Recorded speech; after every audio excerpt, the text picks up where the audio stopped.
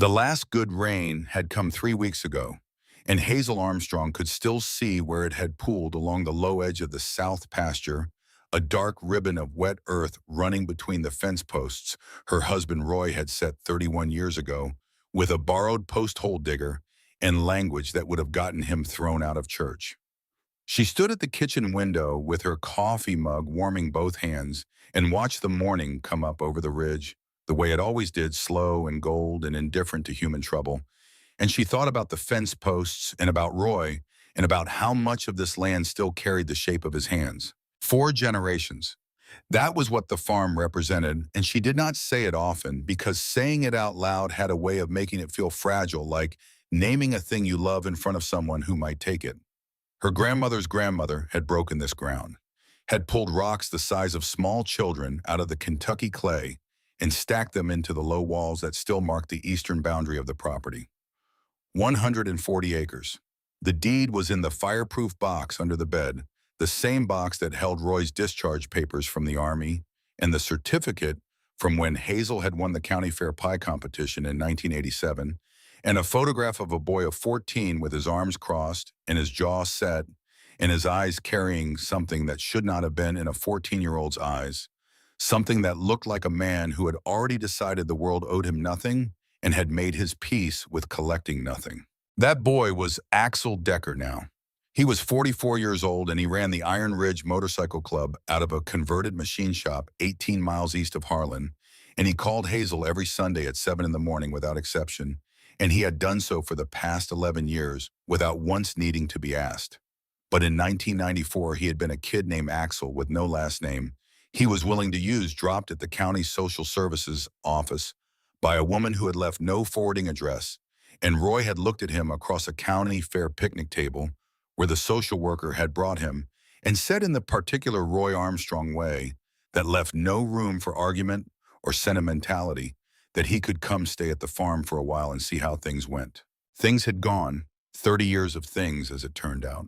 Hazel drank her coffee and watched the light move across the pasture and thought that she should call Axel today instead of waiting for Sunday.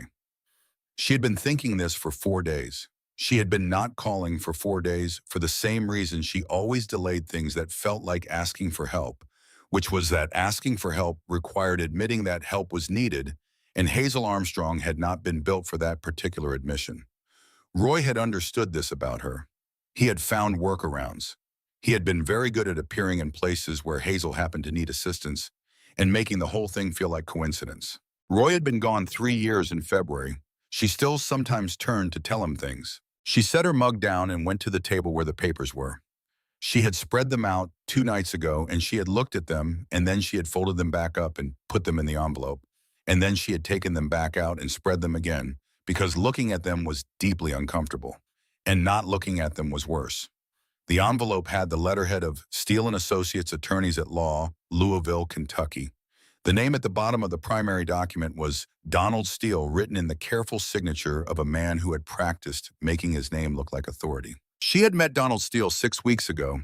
He had come to the door on a Thursday afternoon in a car that was too clean for a county road, wearing a suit that was too good for a farm visit, and he had introduced himself with a handshake that was engineered to feel trustworthy.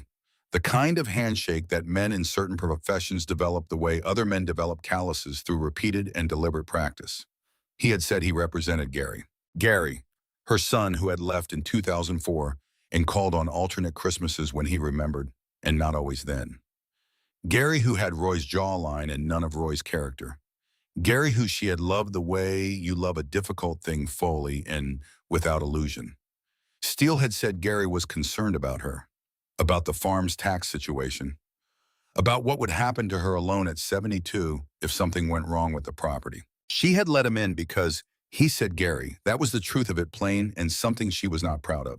She had let him in because she was 72 years old, and she lived alone on a farm at the end of a gravel road, and the last person who had known where everything was kept and what all the noises meant and which fence panel needed watching after heavy rain was 3 years in the ground. And because a small and honest part of her that she rarely allowed to speak out loud had hoped in the way you hope for something you have mostly given up on, that Gary had finally decided to become someone she could rely on. Steele had been polite. He had been patient. He had explained things in the careful, simplified way that Hazel recognized as the way people spoke to the very old and the very young, and she had let him do it because she was listening for the sound of Gary underneath the explanation. She had signed the document he presented on his third visit after he had reviewed it with her twice, and answered her questions, which she later understood had been answered with the particular skill of a man who knows how to make an answer that is technically accurate and functionally misleading. That had been 3 weeks ago. 2 days ago, she had driven into Harlan for groceries and stopped by Steele's office to pick up a copy of what she had signed, which she realized she should have gotten at the time, and hadn't because she had been focused on the coffee he had offered and the photograph he had shown her supposed to be Gary, though her eyes weren't what they used to be, and the man in the photo could have been anyone of about the right age. She had arrived at the office while Steele was out, and his secretary, a nervous young woman who seemed to be having a difficult week, had stepped away from the desk for a moment, and a page from the fax machine had slid into the tray. Hazel had not meant to read it. She had glanced at it the way you glance at things in your immediate vicinity automatically without intention. And then she had read it because what she had glanced at was her own name. She had her phone out and had taken photographs of all 3 pages before she fully understood what she was doing. Old instinct, maybe. Roy had always said she had better instincts than she gave herself credit for. She had been back in her truck with the engine running before the secretary returned to the desk. Now she spread the fax pages across the kitchen table again and read them the way she had been reading them, the way you read something you already know is bad, but need to know the full shape of. The language was legal and dense, and she was not a lawyer, but she had lived 72 years and she was not a fool, and the shape of it was visible through the language, the way bones are visible under old skin. Irrevocable power of attorney. Property transfer contingent on competency assessment. Gary Armstrong as biological son petitioning for guardianship. Sale to Meridian Property Group, LLC. $2.3 million. The fence post Roy had put in with a borrowed digger. The low stone walls from her grandmother's grandmother. The fireproof box under the bed. She picked up her phone and found Axel's name in her contacts. She had put him there herself, written it in her handwriting. Axel. Just the one word, no last name needed, no explanation required. The same way she had put Roy in there when phones were new enough to her that she had needed to think about how to label the people in them. Roy. Axel. The two men who had been the architecture of her life for different stretches of it, filling different shapes. Her thumb hovered over the name. She set the phone down. She poured herself more coffee. She looked at the fence post through the window. She picked the phone back up. It rang twice. Mama. His voice deep and direct, the same voice that had come out of a 14-year-old's body 30 years ago, with a roughness that had nothing to do with age and everything to do with what the boy had already been through before the county fair and the picnic table. Mama. That was what he called her. Not Hazel, not Mrs. Armstrong. He had started calling her that around his second year at the farm when he was 16, and Roy had been teaching him to work the tractor, and it had come out of him with the kind of surprise you see in people who have said something true before they plan to. She had not corrected it. Roy had not corrected it. They had simply received it and continued on, and the word had remained. Axel, she said, and then she stopped because the sound of his voice had done something unexpected to the careful composure she had been maintaining for 4 days, had found the edge of it and pressed, and she needed a moment. He waited. That was one of the things about Axel that had always been different from what she expected when he first came to them. He knew how to wait. A boy who had been given no patience by the world had learned to offer it to others with a thoroughness that sometimes took her breath. There's something I need to show you, she said. Some papers. I think I may have done something I shouldn't have, and I need someone who is not me to look at these papers. The silence lasted 4 seconds. She counted. She always counted. Axel's silences had done since he was 14 because they always contained what he was deciding rather than the absence of thought. I'm coming, he said. Axel, it's 2 hours. I'll be there by noon. She opened her mouth to say he didn't need to and closed it again without saying it. Because the honest answer was that he did need to, or rather that she needed him to, which was not quite the same thing but amounted to the same destination. All right, she said. I'll make lunch. She was already pulling out the cast iron when she thought to tell him it wasn't an emergency, strictly speaking, but the call had already ended. She stood at the stove with the skillet in her hand and thought about the fax pages on the kitchen table and decided that her definition of emergency might need some updating. Dorothy Gaines came by at 10 the way Dorothy usually did on weekdays when she had nothing particular to do, and sensed that Hazel might benefit from the kind of company that requires no explanation of why it is welcome. Dorothy was 68, and she had lived on the adjoining property for 40 years, and she had sat with Hazel through Roy's final weeks, and she knew where the spare key was, and she had strong opinions about Hazel's tendency to handle things alone. She came through the back door with a pie covered in a dish towel and looked at the papers spread across the kitchen table and then looked at Hazel. "What is all that?" "Legal papers." Hazel set the pie on the counter without unwrapping it. "Axel's coming." Dorothy set herself down at the kitchen table in the chair that had been Roy's and studied the papers without touching them the way a person studies something they're not sure is safe to handle. She read the way she did everything thoroughly and without rushing, and her expression moved through several distinct configurations before settling on one that Hazel recognized because she had worn it herself. "This is the Steel man," Dorothy said. "The one who came out here in June." "Yes, and Gary is involved in this." "Yes." Dorothy put both hands flat on the table. She was quiet for a moment. Then she said in the voice she used when she had made up her mind about something and was not interested in counter-argument, "Axel is right to come." Hazel turned the burner on under the skillet and said nothing, which was its own kind of agreement. He arrived at 11:45, which was earlier than noon, and which meant he had been going faster than he should have on the county roads. He came on the Harley. She could hear it a quarter mile out, that particular sound that she had been hearing for 20 years, and that never failed to do what it always did, which was to make the farm feel a little less empty. He parked in the gravel beside the truck and swung off the bike with the unconscious economy of a man whose body has been doing a thing long enough that the thing has become invisible, just motion fluid and automatic. Cole Dalton was behind him. She had half expected it. Cole had been Axel's second at Iron Ridge MC for 6 years, a quieter man in his 40s with a thoughtful way of looking at things that reminded Hazel of Roy's brother, the one who had gone to law school.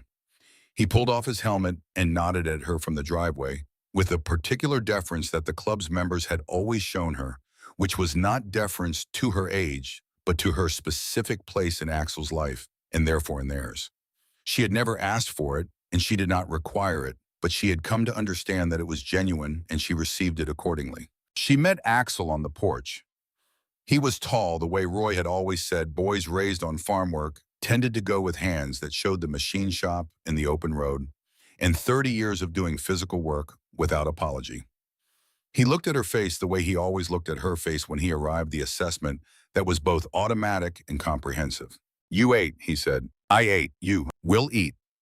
He put both arms around her briefly in the particular hug that had developed between them over the years, brief and complete, the hug of two people who do not make a performance of affection, but who have learned to offer it with precision. Then he pulled back and looked over her shoulder through the screen door at the kitchen table. "Dorothy," he said, seeing her. "Axel," Dorothy said. "You've seen them," he said. "The papers." "I've seen them." His jaw set slightly the way it did when he was processing something he did not like. He came inside. He sat at the table across from Dorothy, and he pulled the pages toward him, and he read them. He read slowly and completely, and without interrupting himself. Cole stood by the kitchen wall with his arms crossed and read what Axel put in his line of sight, and his expression did not change, but his stillness became of a different quality. Hazel brought coffee and the pie Dorothy had brought and set them on the table, and then sat down with her own cup and waited. When Axel had finished, he set the pages down and looked at her. His eyes were the specific color of riverstone in winter, and he had learned to use them with a quietness that was itself a kind of speech. "Tell me how this happened," he said. "From the beginning. Not what you think about it. What happened?" She told him. She told it straight and without ornamentation, the way she had been telling the story to herself in the 4 days since she had photographed those fax pages, testing each part of it for accuracy for places where she might be misremembering or misreading. The story of Steele arriving on a Thursday in a clean car, the 3 visits, the explanation of Gary's concern, the photographs she had been shown of a man she could not quite make out, the signature she had given because she had wanted to believe that Gary sending him meant Gary was trying, the visit to the office, the fax in the tray, fax. She did not editorialize. She did not tell him how she felt about it. She told him what had happened. He listened the way he always listened, with his full attention resting on her words, rather than on the next thing he wanted to say. When she finished, Cole spoke for the first time since he had come inside. The irrevocable POA is the problem, Cole said. His voice was even and considered. If that holds, they don't need her signature for anything after this. Steele has the authority to act on her behalf for property matters. That was the whole point of the third visit. He needed her signature to get that document. Everything else is just process. Axel was looking at the fax pages. How long do we have? Cole reached across and pointed to a clause near the bottom of the second page. 30 days from signing it, says here for challenge, under Kentucky statute, depending on when she signed. 3 weeks ago, Hazel said, last Thursday of June. So approximately 1 week, Cole said. Axel looked at her.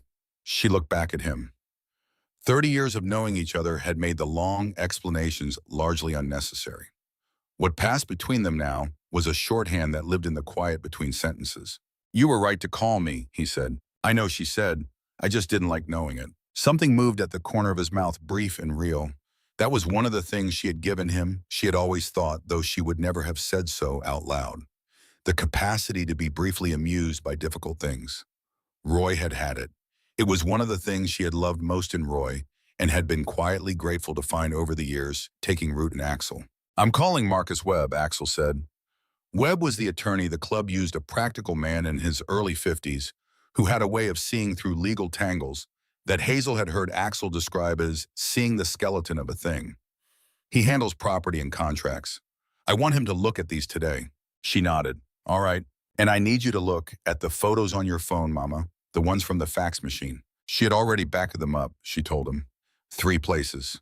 Her phone, the cloud service, her neighbor's grandson had set up for her 2 years ago and printed onto paper she had put in the fireproof box under the bed. He looked at her. Good, he said. There was something in his voice, a precise, controlled something that she recognized because she had heard it in Roy's voice in certain circumstances. The voice of a man who is deciding what version of himself to be in a difficult situation and choosing carefully. Now tell me about Gary, he said. She considered the question. It was a long question dressed up as a short one. She told him what there was to tell, the bare, honest version, without the softening she sometimes applied. Gary had grown up difficult and left at 22 and maintained intermittent contact across the 20 years since. She had no illusions about the nature of the contact or about what it signified. She loved Gary the way you love a decision you would make again, even though you know what it cost. She was not surprised by Gary's involvement in the scheme. She was something else, something that did not have a clean single name. Axel listened without comment. When she was done, he said, There's something I need to tell you, and she heard the shift in his voice and set down her coffee cup and waited. I knew, he said, about Gary, not this, not the specific thing he's done, but I knew he had been in touch with somebody about the farm, about what happens to it. I heard something 6 months ago through somebody who knew somebody who had talked to Gary. He paused. I didn't tell you because what I heard was vague enough that I talked myself out of it being real. He met her eyes. That was a mistake I'm going to have to live with. The kitchen was quiet for a moment. Outside, a mockingbird was working through its repertoire in the oak tree by the barn. Axel, she said. He waited. You are not allowed to have known, she said. And she said it with the directness she applied to the things she meant completely. What you heard was vague. What I signed was after 3 visits with a man who was very good at being convincing. You could not have stopped this from this distance on that information. His jaw tightened. He did not argue with her, but the argument was visible in the set of his shoulders. What you can do, she said, is help me stop it now. That's what I called you for. That's what I need. Not guilt. I have enough of my own. I need the other thing. He put his hand on the table between them, palm down. Not touching her hand, just resting there. Heavy and present. Then he picked up his phone and called Marcus Webb. Webb answered on the second ring, and Axel explained the situation in the spare, efficient way. He explained everything, facts in order, without excess, and she heard the attorney's voice change register on the other end as the weight of the documents became clear to him. Axel held the phone so she could see Webb's face on the video call when he looked at the fax photos she sent through. Webb's expression was that of a man who has seen something he was hoping not to see, but had prepared for the possibility of seeing. There's a play here, Webb said. It's not comfortable, but it exists. The POA document has a defect. Kentucky statute requires independent witness attestation for irrevocable property authority. I need to see the original signing copy, but if Steele did what I think he did, he used a notary from his own office. That's a conflict of interest under state law. Challengeable, he paused, but we need to move in the next week, and we need a filing in circuit court. And Hazel, yes, she said, don't go back to that office. Don't sign anything else. Don't take calls from Steele or from Gary without recording them. Kentucky is a one-party consent state. You can record. You should record. All right, she said. And don't sell anything. Don't move any assets. If anyone tells you that you need to do anything with property or finances, in the next 30 days, you call Axel first and you call me second. Do you understand? I understand, she said. I may be 72, but my hearing is fine, and so is my head, Mr. Webb. She heard something that might have been a suppressed laugh on Webb's end. Yes, ma'am, I believe that. Axel, I'm filing a challenge to the POA today. I need you to courier me those photographs this afternoon. Done, Axel said. The call ended. Dorothy, who had been sitting still in Roy's chair through all of this, with her hands in her lap and her expression carefully neutral, which was the expression Dorothy wore when she was feeling something strongly and had decided not to add it to the air in the room, reached across the table and put her hand over Hazel's. Good, Dorothy said simply. Hazel looked at her hands. They were the hands of a woman who had worked this land for 50 years, the knuckles wider than they used to be, the skin thinner, the veins more visible. They were hands that had made things fixed, things held things. They were not the hands of a woman who would sit still while someone tried to take what these hands had worked for. She looked out the window at the fence posts Roy had set. She thought about Donald Steele in his too-clean car and his engineered handshake and the smooth, patient way he had explained things to her in the voice people used for the very old and the very young. She thought about this fax pages. She thought about $2.3 million moving out of a filing in Louisville into the account of a company called Meridian Property Group, and the farm becoming something else, becoming investment, becoming a line in a ledger. The stone walls her grandmother's grandmother had built with her own hands becoming a feature in a development brochure. Then she thought about what she had actually signed. She thought about the moment of signature, which she had replayed carefully in the 4 days since the fax. She had been drinking Steele's coffee, very good coffee, from a machine in the corner of his office that was newer than anything in her house.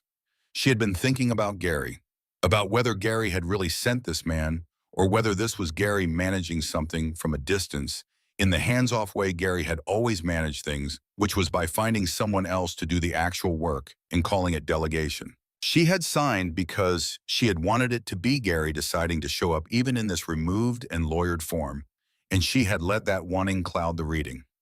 That was the honest version. She was capable of the honest version.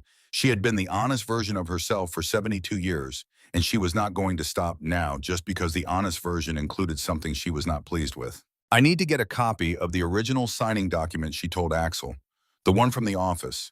I have the photos of the fax, but I need the actual document I signed. Webb will subpoena it as part of the challenge filing, Cole said. How long does that take? 4 to 6 days in circuit court, Cole said at the pace Webb works. He paused, assuming no interference from the judge, which brings up the question of jurisdiction. What about it, Hazel asked. The county circuit judge, Cole said, is Edgar Fulton. He looked at Axel. You know that name. Axel was quiet. Then he said, I know that name. Hazel looked between them. Who is Edgar Fulton? He's a judge who has made some convenient decisions in property matters over the past few years, Cole said. Convenient for people who come from Louisville with money and paperwork. 3 cases in the last 2 years. Small farms, elderly owners. 2 of them lost their properties. Hazel was still for a moment. Then she said evenly, is the judge in Steele's pocket? That is what we suspect, Cole said. We don't have proof. Yet Axel said, Dorothy, who had been quiet for some time, said without looking up from the table, there were 2 women. From the other cases, Mabel Pierce lost her place up on Ritter Creek last year, and a woman named Cora Boone, over in Bell County, she's still fighting it. Dorothy looked up. I know Cora Boone. We were in the same quilting circle for 6 years. She told me what happened to her, but I didn't put it together with this until right now. Hazel looked at Dorothy. You know Cora Boone. I do. Does Cora Boone have a lawyer? She's got a legal aid woman down in Middlesboro. Young, I think. Dorothy paused. But motivated. That was how Cora described her. Axel was already looking at Cole. If there are two other cases with the same pattern, that changes what we're filing. Webb needs to know about Cora Boone, Hazel said. I'll call him back, Axel said. And I'll call Cora, Dorothy said. She had her phone out already. The afternoon moved forward from there, in the way that afternoons move forward when a situation has been named and people have begun to move around it with purpose. Marcus Webb filed the preliminary challenge to the POA by 3 in the afternoon and sent Axel a confirmation. Axel stayed, Cole stayed, Dorothy stayed until 5 and then went home to feed her animals with the promise to call Cora Boone first thing in the morning and to report back. Hazel made dinner the way she had made dinner for 3 decades when there were people in the house who needed feeding without ceremony, without asking what anyone wanted. Simply understanding from context and from knowledge of the people involved what was needed in making it. Biscuits and gravy and a chicken she had stewed with vegetables from the garden and a pie Dorothy had brought that turned out to be cherry. They ate at the kitchen table where the papers had been spread. Axel had folded the papers carefully and put them in the envelope, and put the envelope on the counter by the door. The table without the papers looked more like the table it had always been. You don't have to stay, she told Axel after dinner. I know, he said. Cole, she said, there's a room made up if you need it. The guest room had been made up with clean sheets from the time Axel had first started bringing people to the farm, which had been when he was 17, and had brought a fellow in from the county home who needed somewhere to spend a Thanksgiving. Cole thanked her in his quiet way.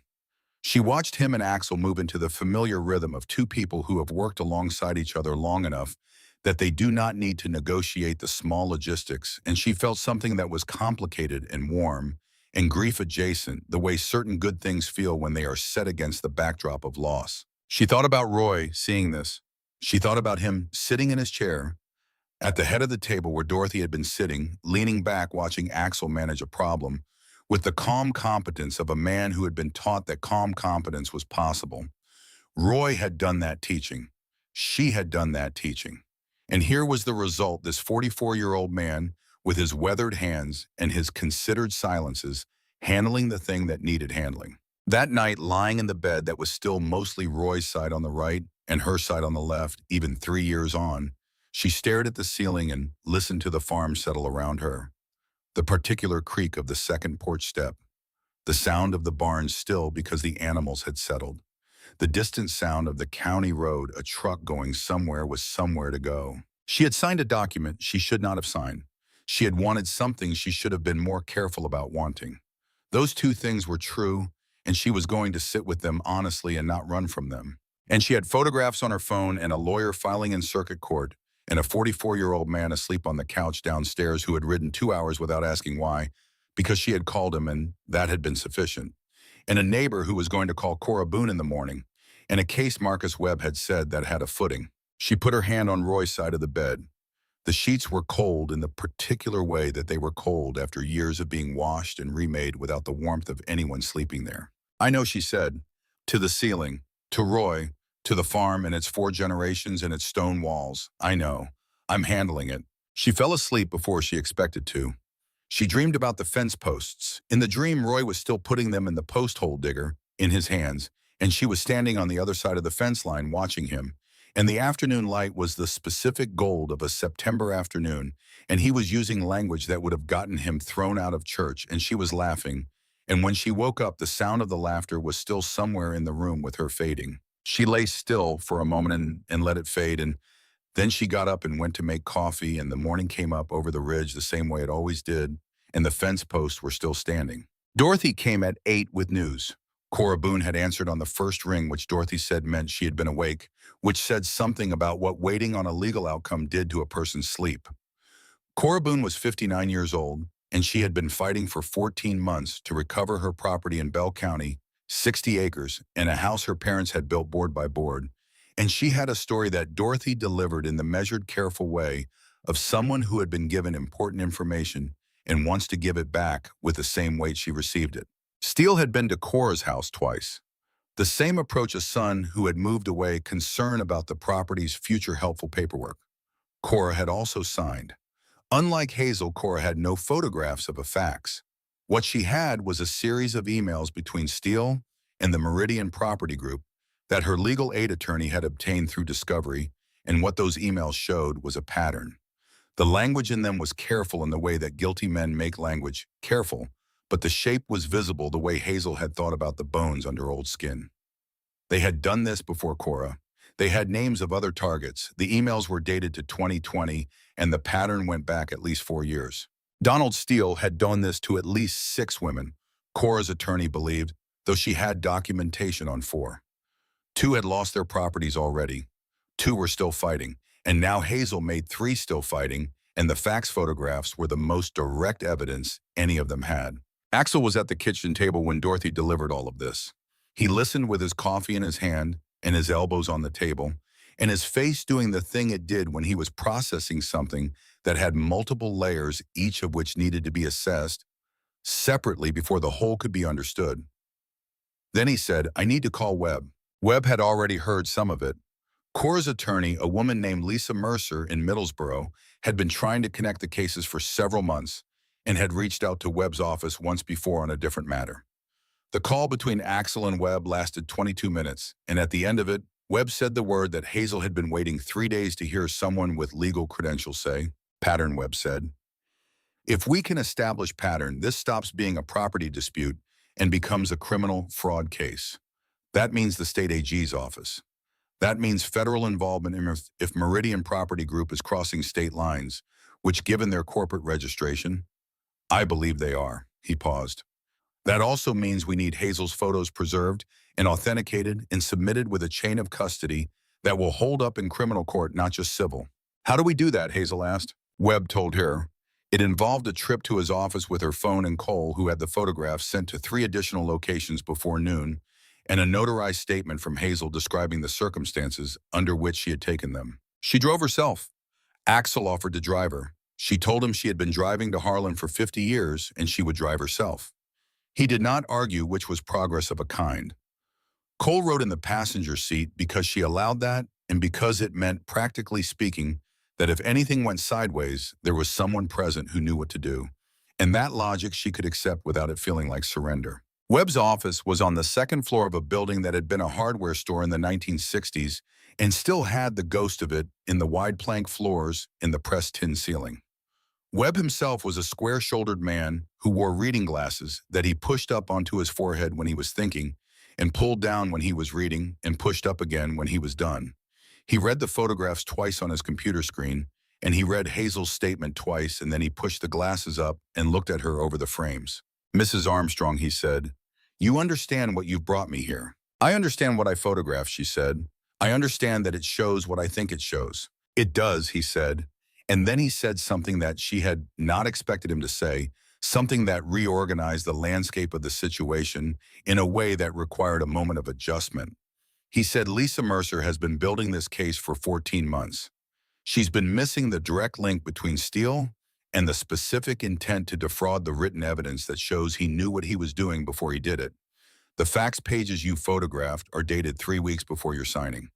That means they were planning the Meridian sale before they even had your signature on the POA. That's premeditated. He let that sit for a moment. "What you have here," he said, "is not just a challenge to your contract. What you have here is the piece that connects all of it. 4 women, same pattern, same attorney, same property group. And now we have documentation that the plan existed before the signatures were obtained." He took his glasses off entirely and set them on the desk. "You may have walked out of that fax tray with the thing that puts Donald Steele in a federal courtroom." Hazel thought about this.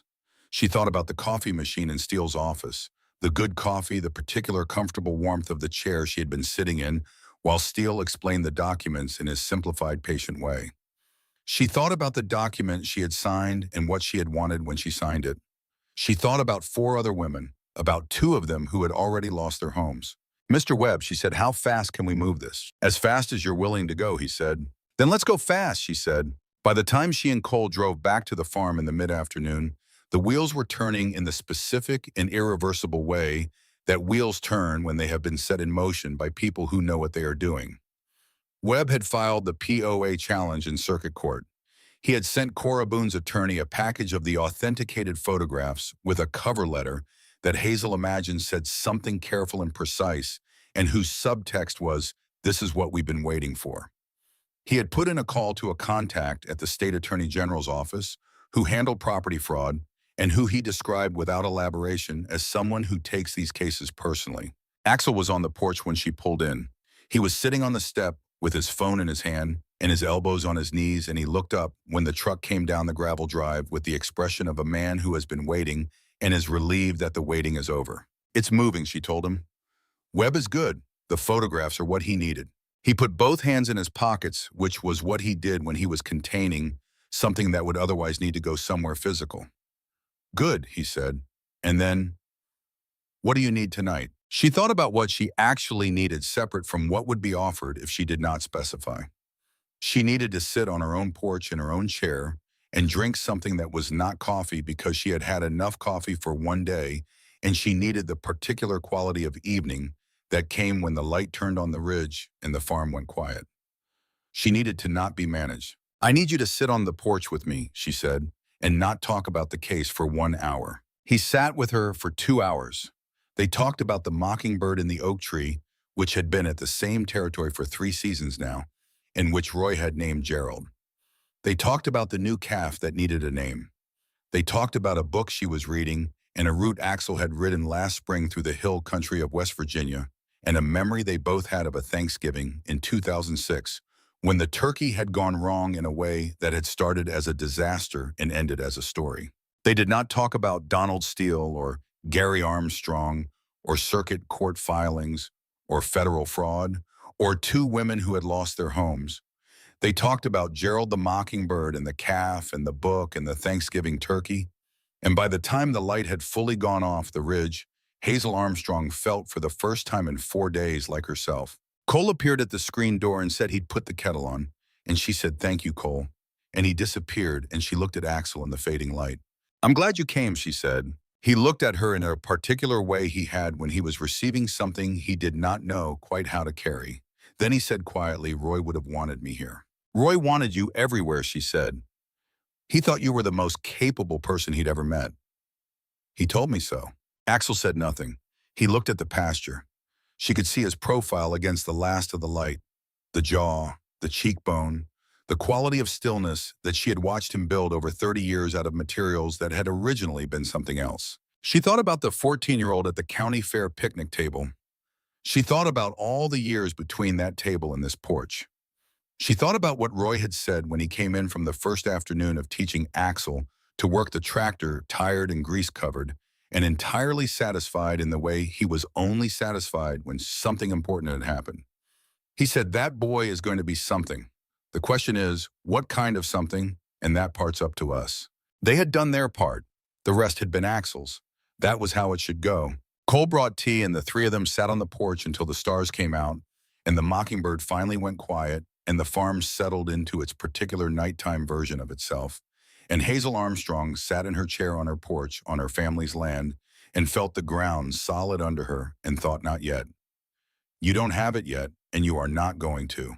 The call from Gary came on a Wednesday morning 3 days after Webb's filing, 7 days after Hazel had photographed the facts.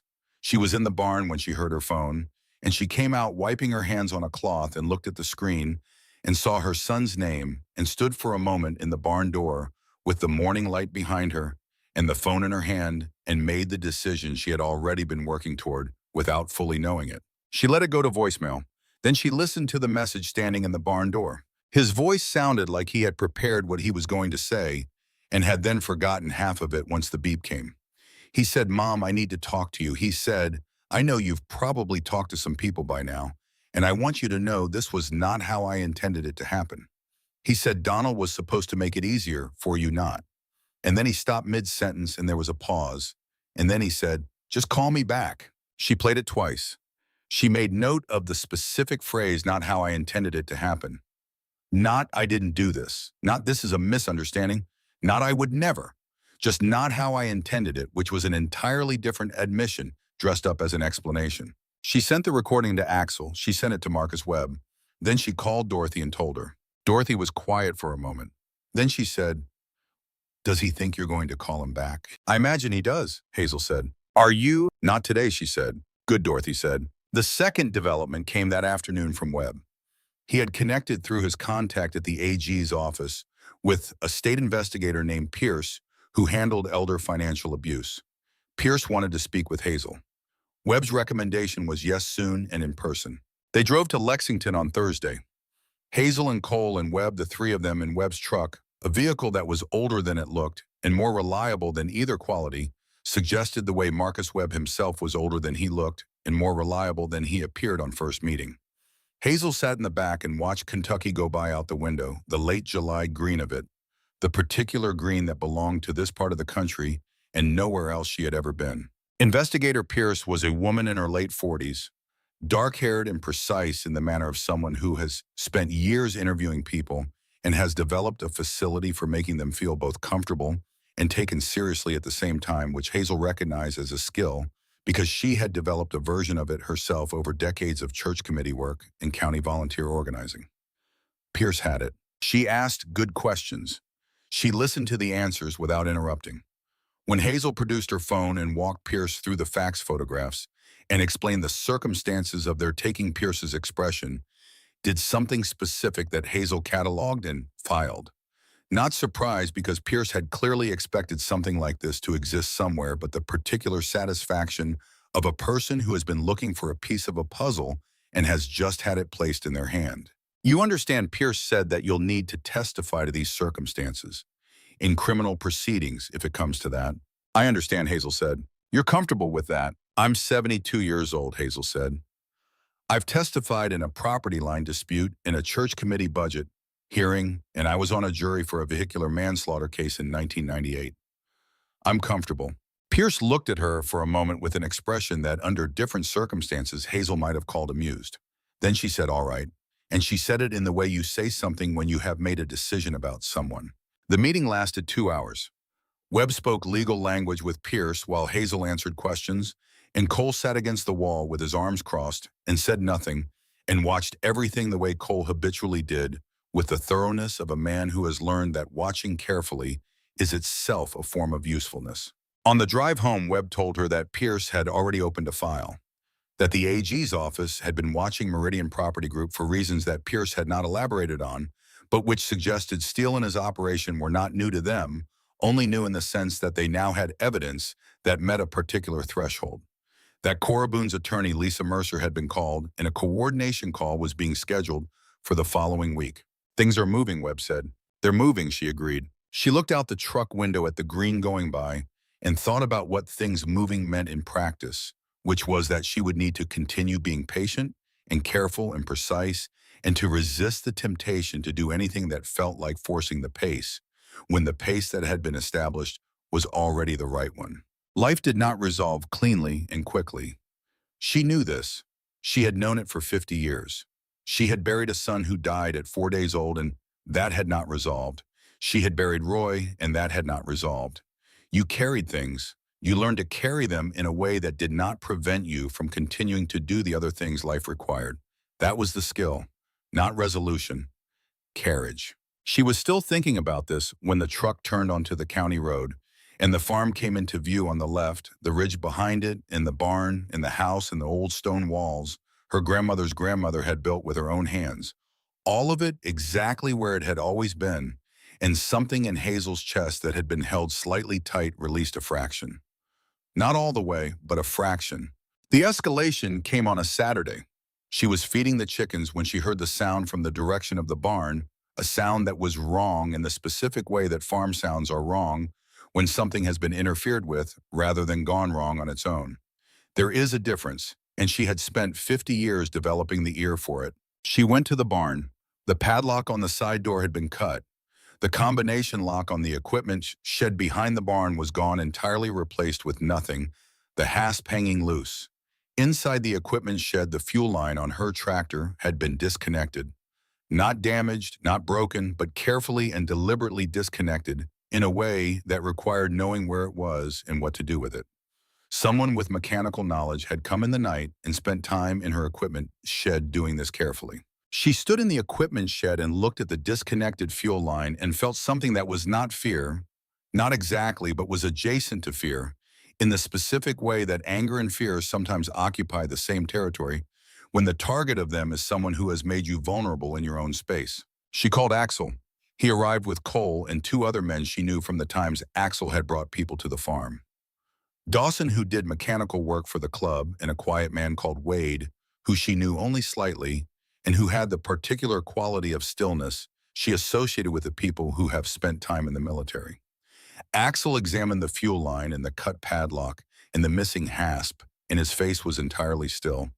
In the way his face went when the thing it was suppressing was too large for the usual suppression techniques. This was steel, he said, not a question.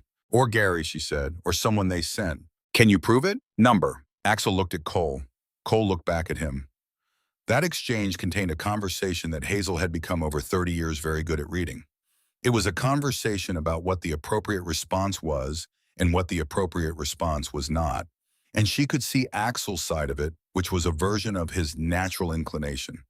The forward motion that had always been his instinct. She could see Cole's side, which was the question, is that what Mama needs? She answered the question for both of them. Don't do anything yet, she said. Document it. Photograph everything. Then we call Webb and we call Pierce, and this gets added to the file. Axel turned and looked at her. The stillness was still there. He's pushing, Axel said. I know he's pushing, she said. That's what men like Steele do when they're losing ground. They push to see if you'll move. She met his eyes. I'm not moving. He looked at her for a long moment. Then he said quietly so that only she could hear, I want to go to Louisville. I know you do. I want to sit across from Donald Steele and I want to… Axel. He stopped. His jaw moved. She said it the way she had said things to him when he was 16, and the anger in him had not yet found its proper channels. She said it without softness and without hardness, in the direct way of someone who means what they say and expects to be heard. I know what you want to do, she said. I know what every part of you wants to do, and I am telling you that if you do it, he wins. You understand me? He has been trying to put me in a position where my people do something that gives him leverage. Don't hand him leverage. She is the one who has to go to Louisville, Cole said from across the shed, not looking up from his phone. If anyone goes, she's the one with the evidence. She's the one with the standing. He paused. Mama goes, we don't. Axel looked at Cole. Something moved between them that was not argument and was not agreement, but was something in the territory between the specific negotiation between two people who understand each other and are reaching the same conclusion from different directions. Then Axel looked at her. Outside the building, he said. She thought about it the way she had been thinking about everything actually and seriously, and without performing the consideration. You stay outside, she said. Not close, not visible from the lobby. Outside. He nodded once. And you don't come in, she said. Not if it takes an hour. Not if it takes 2 hours. Not unless I call you. He looked at her steadily. Then he said with the particular flatness that in Axel's voice meant, I mean this precisely as I am saying it. I will stay outside that building until you come out. She believed him. She had believed him for 30 years. She believed him now. The second phone call came from Gary 3 days later. She was ready for it this time, having prepared herself in the specific way she prepared herself for things she expected to be difficult, which was to decide in advance what she was going to say and how she was going to receive what she was going to hear. Roy had taught her this. He had called it doing the work before the work. She answered. She held the recording function on. She said, Gary, Mom. His voice came back, and it was different from the voice memo, less prepared, more ragged at the edges. Mom, I need you to hear me out. I'm listening, she said. Donald told me you were going to fight the document. The POA, he paused. He said you had a lawyer. That's correct. Mom, a long pause. Mom, I thought this was going to be simpler than it's turned out to be. I thought Donald was going to help you. I thought you were going to end up with money and somewhere easier. She was quiet for a moment. She watched a hawk circling over the south pasture, very high up riding a thermal with the unhurried mastery of something that has all the altitude it needs. Let me ask you something, she said. He waited. When you left, she said in 2004, you remember why? A long silence. Mom, no, she said, I'm asking. Do you remember? Because I remember. And she let that sit there. It's complicated, he said. No, she said, it's not. She said it without anger, without grief, with the simple, clear honesty of a woman who has had 20 years in the last 10 days to arrive at clarity. You left because this place asked more of you than you were willing to give, and you resented it for asking. And you have been managing that resentment for 20 years by making it the farm's problem and my problem instead of yours. Mom, you don't. She said, I signed Donald Steele's document because you sent him, and I wanted to believe that you sending him meant you were trying. She heard him take a breath. I know you know that. And I know that Donald Steele knew that when he walked in my door because he came in here with your name in his mouth, because he knew it was the one name that would get him past my judgment. Gary was quiet. That is not your fault, she said, letting him use your name. But what you agreed to with Donald Steele, that part is. She let that sit. I have a lawyer, she said. I have evidence. And there is a state investigator who is going to want to talk to you, Gary, about your arrangement with Donald Steele and what you got for it and what you knew. She paused. You have time right now to decide what side of that conversation you want to be on. The silence on Gary's end was of the quality she recognized the silence of someone who has been handed information they already knew but had been avoiding receiving. What do I need to do? He said finally. Call the investigator first, she said. Her name is Pierce, and she's with the AG's office, and I'm going to give you the number. That call is something you make before you talk to Donald Steele again, before you take any of his calls. Another long silence. And Gary, she said, because it needed to be said and she was not going to leave it unsaid even though it was the harder thing. This does not fix it. This call does not fix what happened with Roy and what happened when you left and what you agreed to with Steele. That is not something a phone call fixes. I know, he said, and he sounded young suddenly in the specific way he had sometimes sounded young when he was actually young, and things had gone wrong, and he had come to find her because she was the person he came to when things had gone wrong. She remembered that. She kept hold of it alongside the rest. But you can do this right, she said. Right now, you can choose to do this right. She gave him Pierce's number. She ended the call. She sent the recording to Webb and to Axel and sat down at the kitchen table and put her hands flat on the surface the way she put her hands flat on things when she needed to feel something solid. The sun was on the west side of the house, now coming through the window above the sink at its afternoon angle, the specific angle that Roy had always said was his favorite light in the house, because it made everything in the kitchen look like something worth keeping.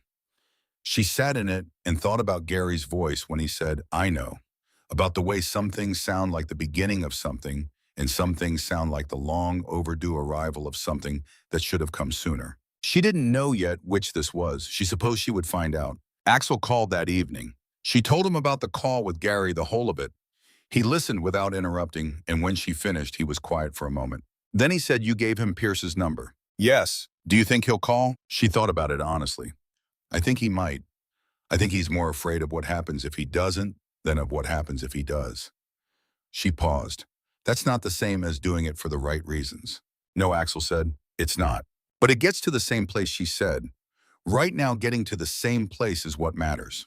He was quiet again. She could hear in the background the sound of the machine shop metal and movement, the rhythm of a place where work was always being done.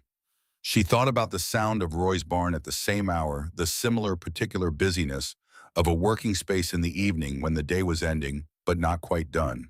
Axel, she said, Mama, whatever happens with Gary, she said, and I mean whatever happens, that is something I need you to let me carry. Not alone. I know I'm not alone, but in the front. Do you understand? The pause lasted 4 seconds. Yeah, he said, I understand. She heard something in his voice that she identified after a moment as the sound of a man receiving something he had not expected to be given, something that was both difficult and necessary, and that he was trying to figure out how to hold without breaking it. She recognized it because she had heard it 30 years ago in a different voice in a kitchen, not entirely unlike this one when Roy had sat across from a 14-year-old who had just said the word family for the first time in reference to people who had offered it to him. And Roy's voice had done exactly this same thing, carrying the weight of receiving something important in the quiet, specific way of men who feel things deeply and have no adequate language for it. She let him have the silence. She always let him have the silence. That was part of what she had learned to offer. Then Cole came on the line, distant, as if he had leaned in from somewhere nearby. He said, Hazel, the circuit court filing. Webb got a response. What kind of response? Judge Fulton, Cole said. He's denied the preliminary challenge. The kitchen was very still. She looked at the light coming through the west window, Roy's favorite light. On what grounds, she said. Cole's voice was carefully even. Procedural. He's saying the attestation was technically sufficient under his reading of the statute. It's a narrow ruling and Webb thinks it's wrong, but it's what Fulton signed. Which means, she said, Which means Axel said, coming back to the phone with a flatness in his voice that was not anger, but was adjacent to it, that Steele still has the POA and the challenge has been kicked to appeals court, which takes longer. How much longer? Webb is filing the appeal Monday, Cole said. But Fulton's ruling also means Steele could theoretically act on the POA while the appeal is pending unless we get a stay. Which Webb is also filing Monday, Axel said. But Hazel. She heard the weight in his voice before the rest of the sentence arrived. Pierce, she said. Yeah, if Pierce moves before Steele does. If the AG's office can establish the fraud connection fast enough to freeze the property transaction, then Fulton's ruling doesn't matter. He confirmed. She thought about this. She thought about the fax pages. She thought about Pierce's face in the Lexington office, that specific expression of someone who has been handed the piece they needed. She thought about the 4 women, about the 2 who had already lost their properties. How fast can Pierce move, she asked. That, Axel said, is not a thing I control. No, she said, but I might. He was quiet. What does that mean? She thought about what it meant. She thought about it carefully and honestly, and with the full weight of what she knew about Donald Steele, and about the way men like Steele operated, and about what she had been building toward since she had stood in the barn door with her phone in her hand and looked at Gary's name on the screen. It means, she said, that I'm not waiting for Steele to act while Pierce does paperwork. Axel was very still on the phone. She could feel his stillness through the connection. What are you going to do, he said. I'm going to go to Louisville, she said. And I'm going to go into that office, and I'm going to make Donald Steele look at what he has done, and I am going to give him the same choice I gave Gary. He makes the call first, or I make the call for him. She paused. And when I come out of that building, I come out on my own terms. Axel was quiet for a long time. 4 seconds, 5, 6. Outside the building, he said. Outside the building, she confirmed. We leave at 7 in the morning. Dorothy is going to call you, she said. What? Dorothy always calls you when I'm about to do something, she said. She thinks I don't know she does it. I've known for 6 years. Tell her I said I love her and to call me herself next time. Axel made a sound that was unmistakably a laugh, brief and genuine and there and gone. Then he said 7 in the morning. 7, she confirmed. She ended the call. She sat for a moment in the west light in the kitchen that Roy had loved. She looked at the envelope on the counter, all the photographs and documents and the recording of Gary and the chain of custody paperwork from Webb's office. Then she got up and she went to the bedroom and she opened the fireproof box and she took out Roy's photograph, the one from their wedding, and she set it on the nightstand where she could see it from the bed. Roy was 26 in the photograph, grinning in the specific way he grinned when something was going well, with his whole face involved and nothing held back. I know, she said to him. I know, I'm going. She set her alarm for 5:30 because she was going to make a proper breakfast before she drove 2 hours to Louisville, and she was going to arrive at that office looking like a woman who had decided something and not like a woman who had been pushed into something, and the difference between those two things began with how you started your morning. She would make biscuits. Roy had always said her biscuits were an act of confidence, and she had never entirely disagreed. She could not sleep past 4. This was not unusual, had not been unusual since Roy died, the body's particular indifference to the arrangements of grief or worry or anticipation. She lay in the dark for an hour thinking about the drive and about what she was going to say and about what Steele would do when she said it, and about the 4 women, the 2 who had already lost and the 2 who were still fighting, and about Cora Boone in Bell County, who had been fighting for 14 months. At 5, she got up and made coffee and stood at the window in the dark and watched the sky begin to consider becoming light. Dorothy appeared at the back door at 5:45 with a covered dish that turned out to contain scrambled eggs already cooked, which was Dorothy's version of practicality, and also her version of saying, I am worried about you going to Louisville, and I cannot come with you, so I am sending food as a proxy for myself. Hazel accepted the eggs and made the biscuits, and they ate together in the kitchen in the pre-dawn quiet, with the light coming up slowly outside, and neither of them said much because what there was to say had largely been said, and what remained was the kind of company that does not require words to be company. Axel and Cole pulled up at 7 on the dot. Axel was not on the Harley. He was in Cole's truck, and she registered this and understood it. The truck was the right choice for this particular errand, less visible, less likely to be the thing that Steele's people noticed arriving. She appreciated the thought, even though she had not asked for it. She appreciated that he was thinking about what she needed rather than what he preferred. She came out with the envelope under her arm and her good shoes on, which she wore to church and to meetings that required her to be taken seriously, and she could see Axel looking at the shoes when she came down the porch steps, and she could see what the shoes communicated to him, which was that she had decided how this day was going to go and was dressed accordingly. He got out of the truck when she came down. He stood by the passenger door. "You look," he started. "Don't," she said. "I know how I look. Help me up." He gave her his hand and she stepped up into the truck with the dignity of a woman who has spent 72 years declining to be embarrassed by needing a hand up into a tall vehicle, and she settled herself and held the envelope in her lap. Cole drove. Axel sat in the back, which was the choice that communicated something about how this day was structured in terms of who was at the front of it. She registered that too. She had raised him to think about these things. He had become a man who thought about them. The drive went through the morning green of Kentucky, through the hill country, and out into the flatter ground that led toward Louisville, the landscape changing in the incremental way. It always changed on this drive, gradual and then sudden, the hills becoming gentler, and then the city beginning at the edges and then becoming the city proper, all glass and concrete, and the particular density of a place where a great many people have decided to live in the same area. She was not breathless today. Today she was watching the buildings and watching the address on Cole's phone navigation and thinking about what she was going to say and in what order and with what tone, and she was not nervous. She was something else. She was the version of herself that had driven the tractor through a flooded field in 1987 when the county road was out and Roy was in town and she needed to get the east pasture drained before the cattle. She was the version of herself that had sat with Roy through his last weeks and made the decisions that needed making without asking anyone else to carry them. She was that version distilled. Cole pulled up in front of a building on 5th Street, glass and brick, the kind of building that signals a certain kind of legal practice, prosperous and conservative, and designed to suggest permanence. Steele and Associates had the 3rd floor. She could see the name on the directory board through the lobby glass. She looked at the building. She thought about what was up there on the 3rd floor behind the glass and the prosperous permanence of it. "I'm going in," she said. Axel was looking at the building. His hands were in his lap, very still. He said nothing. Cole said, "We'll be here." She opened the door and stepped down and stood on the sidewalk in her good shoes with her envelope. And she straightened herself to her full height and she thought, "All right, here we go." The lobby receptionist looked up at her with the reflexive, polite neutrality of someone trained to receive all visitors with equivalent professional courtesy. She said, "I'm here to see Donald Steele. I don't have an appointment. My name is Hazel Armstrong." She said it in the level way she would say it at a county commission meeting or a church committee or any other room where she had a right to be and intended to use that right. The receptionist called upstairs. There was a pause. Then the receptionist said, "Mr. Steele is in a meeting. Tell him Hazel Armstrong is in the lobby and would like 5 minutes," Hazel said.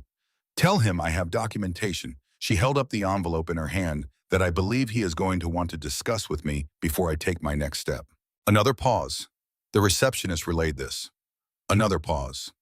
Then the receptionist said, "He can see you in 15 minutes, if you'd like to wait."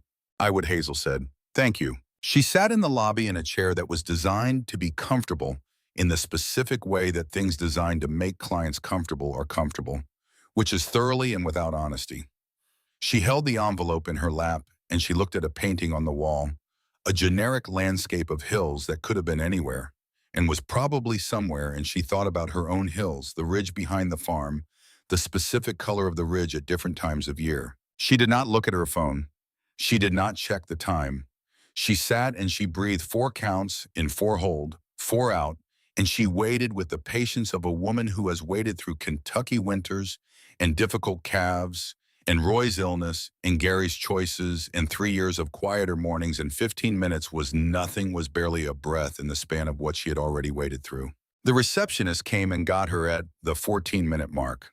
She rode the elevator to the 3rd floor and followed the receptionist through a hallway and came into an office that was large and well-appointed and smelled of the kind of coffee she remembered from her first visit to Steele's other office. Donald Steele was standing when she came in.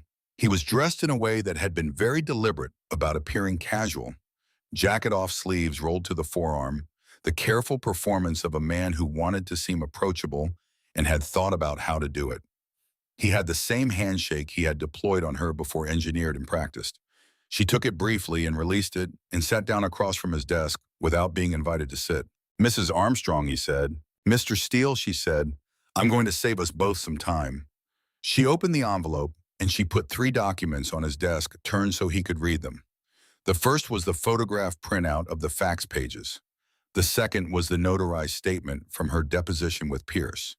The third was a letter from Marcus Webb, brief and precise, outlining the specific statutory challenges to the POA document. She folded her hands on top of the envelope, which still contained the recording of Gary's call and 2 additional copies of everything. He looked at the documents. His face went through a sequence of configurations that she watched without expression. "These are," he started. "You photographed the fax by accident," she said. "Isn't that what you were going to say? That the pages were in the tray by accident and I had no right to photograph them?" She held his gaze. "You can explore that position if you like. I imagine your attorney will have an opinion about it." He was quiet. His hands were on the desk in front of him, both of them flat. She said, "I'm going to tell you what I told my son. I'm going to offer you the same choice. You call the state investigator's office, her name is Pierce, and her number is in your directory, I imagine, and you disclose this, voluntarily. You tell her about the arrangement with Gary and about Meridian Property Group and about the other women. You cooperate fully." Steele's face had gone somewhere careful and contained. Or she said, "I walk out of this office and I make the call myself, and what I say when I make it is that I offered you the opportunity to come forward and you declined." She tilted her head slightly. "You're a lawyer. You know which of those 2 sentences is worse in criminal proceedings." He said, "You understand that this document is legally binding and that—" She said, "My attorney understands the law better than I do, yes. And he believes the POA has a defect and the appeals court will have an opinion on that." She did not look away from him. "But that is a civil matter. What Pierce is investigating is a criminal matter. And those 2 things are going to proceed on separate tracks regardless of what either of us does in this room today." She stood up. She did not rush it. She stood up with the deliberateness of a woman who has decided when she is going to move and moves when she has decided. "I'm leaving these 3 pages with you," she said. "I have additional copies." She picked up the envelope. "I have also," she said with the particular calm of a woman saying a thing she has been working up to, "a recording of my conversation with Gary from 3 days ago, in which he says that Donald told me you were going to fight the document and that this was not how he intended it to happen." She let that land. "Gary is speaking with Pierce this week. I would encourage you to consider the value of that conversation for your own situation." She picked up her purse. She straightened the strap on her shoulder. She looked at Donald Steele across his large, well-appointed office, with the good coffee smell and the generic landscape painting and the carefully performed approachability of his rolled sleeves. "You picked the wrong woman," she said. She said it without drama and without heat, as simple fact. "You looked at a 72-year-old widow on a gravel road and you saw a variable that would not resist. I want you to know that for the rest of however this ends, I want that to be something you know about yourself, that you were wrong about me." She walked to the door. He did not call her back. She let herself out into the hallway. The elevator was slow. She stood in it and she breathed. 4 and 4, hold 4 out. She watched the floor numbers descend. She thought about Roy's photograph on the nightstand. She thought about the stone walls. She thought about the mockingbird in the oak tree, Gerald working through his repertoire in the morning with the patient thoroughness of a creature who does not question whether the work is worth doing. The lobby doors opened. She walked out into the Louisville afternoon. They were there. Cole's truck was at the curb where she had left it, Cole behind the wheel, engine idling. And behind the truck, extending down the block and around the corner in a line that she understood only by degrees as she walked toward the vehicle, were motorcycles. Parked in a long, orderly line along 5th Street, engines off their riders, standing or leaning, leather-jacketed, some of them with arms crossed, some with hands in pockets, all of them still in the particular way of people who have been told to wait and are waiting. She stopped on the sidewalk and looked at them. The length of the line was longer than she could take in at once. She looked back at the truck and at Axel, who had gotten out and was standing by the passenger door with his arms crossed and his face wearing the specific expression that she knew was the face he made when he was feeling something he did not have words for and was not going to pretend otherwise. "You said outside the building," he said. "I did," she said. She looked at the line of motorcycles again. She made an attempt to count and lost the count at 50 and gave up. She looked at Axel. How many, she said. 86, he said. She stood on the sidewalk in front of Donald Steele's building in her good shoes with her envelope and looked at 86 members of the Iron Ridge Motorcycle Club who had ridden to Louisville on a weekday morning because this was where they were needed, and for the first time since she had stood in the barn door with her phone and found Gary's name on the screen, she felt the thing that she had been holding back through all the long days since, the thing that had no clean single name, but that lives somewhere between grief and gratitude, and the particular emotion that comes when you understand that you are not and have never been alone. She did not cry on the sidewalk in Louisville. She had decided she was not going to, and she was a woman who kept her decisions. But it was close. Dorothy called you, she said to Axel. Dorothy called me, he confirmed. I told you she would, she said. You did. She looked at him. There was the 44-year-old man, and there was the 14-year-old underneath, the one who had come to their kitchen table 30 years ago, with his arms crossed and his jaw set and his eyes carrying the weight of everything the world had already taken from him. She could see both. Let's go home, she said. He opened the door. She stepped up. He closed it behind her. Behind them, one by one, 86 engines started. The drive back was quiet in the way that drives back from significant things are quiet, the kind of quiet that is not absence but presence, a room full of what has just happened, settling into the available space. Cole drove with the same even competence. He drove everything, and Axel sat in the back with his hands on his knees and looked out the window and said nothing for the first 40 minutes. She did not try to fill the quiet. She had learned across 30 years that filling Axel's quiet when he needed it was a misunderstanding of what the quiet was for. It was for processing. He was a man who processed externally through action and internally through silence. And she had come to understand that both were the same function running on different channels. At the 40-minute mark, he said, "How did it go?" He sat with it, she said. He didn't respond the way I'd expected. How did you expect him to respond? She thought about it. She had expected argument. She had expected the recalibrating, managing quality she had seen in men of his type when they were cornered. She had expected legal language deployed as a buffer. What she had seen instead was a man who looked at 3 pages of documentation and recognized the shape of the end of something. She had seen that before. She had seen it in Roy's doctor's face in the last weeks, the specific expression of someone who has run the calculation and arrived at an answer they were hoping not to arrive at. Steele's face had not been grief-adjacent the way the doctor's face had been, but it had been the same shape. Arrival. He looked like someone who had been expecting this, she said, and was relieved in a sick kind of way that it was finally here. She paused. That told me something. What Axel said, that he knows what he did, she said. Not just technically, he knows the weight of it. Whatever else he is, he's not someone who has talked himself into believing that women don't matter. He knows they matter. He just decided the money mattered more. She looked out the window. That's a different kind of Preston than I thought he was when I walked in there.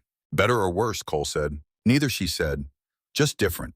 It doesn't change what he did, but it changes what I think the next conversation with Pierce is going to look like.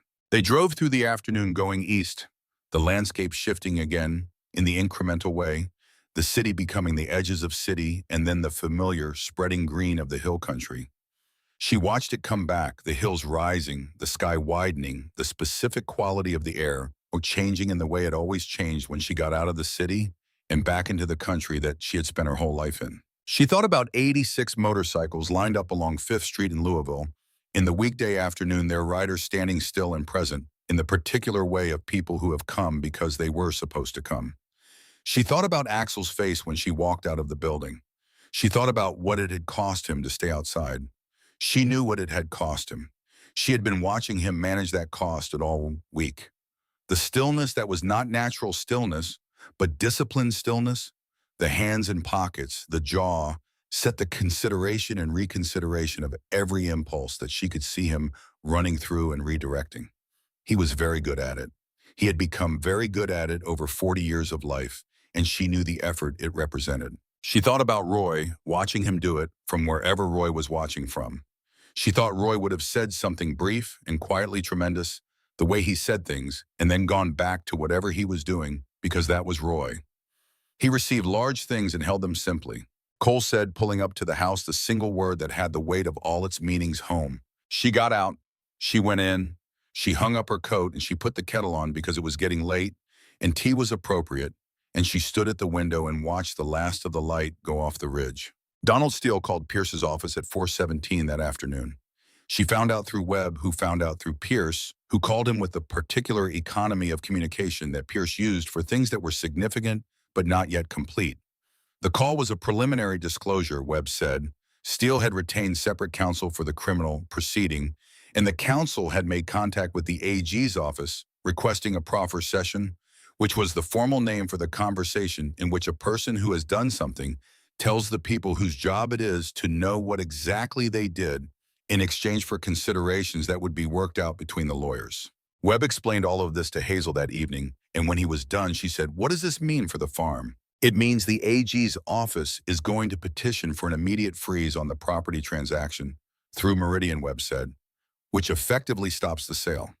It doesn't resolve the POA challenge that still needs to go through the appeals process, but the freeze means nobody is selling anything while the criminal case is being built." "How long is that?" "Criminal cases," Webb said with the tone of a man who has said this sentence many times and has come to terms with the consistent truth of it, take the time they take. He paused. "But property is frozen, Hazel. The farm is safe while this is pending. And given the pattern evidence and Steele's cooperation, the AG's office is going to move efficiently." "What about Fulton?" she said, the judge. "Pierce is looking at Fulton separately," Webb said. "That is a different proceeding with different timeline. But she is looking." She thanked him and ended the call and picked up the envelope from the kitchen table and went to the fireproof box and put the envelope inside next to Roy's discharge papers and the pie competition certificate and the photograph of Axel at 14. She closed the box. She put it back under the bed. She made dinner, and when Axel came in from checking the barn, she set 2 plates on the table and she told him what Webb had said. He put his hand flat on the table. "Just palm down, present there." The same gesture he had used days ago when the situation had first arrived. "Good," he said. She sat down. They ate. They talked about the calf, which still needed a name, and Cole's suggestion of Biscuit, and Hazel's objection on grounds of the animal's dignity, and Axel's quiet offering of Flora, which she turned over for a moment and then accepted because Roy had named one of the does on the back 40 Flora when Axel was 16, and she had not known that until tonight. She had not known that about Roy.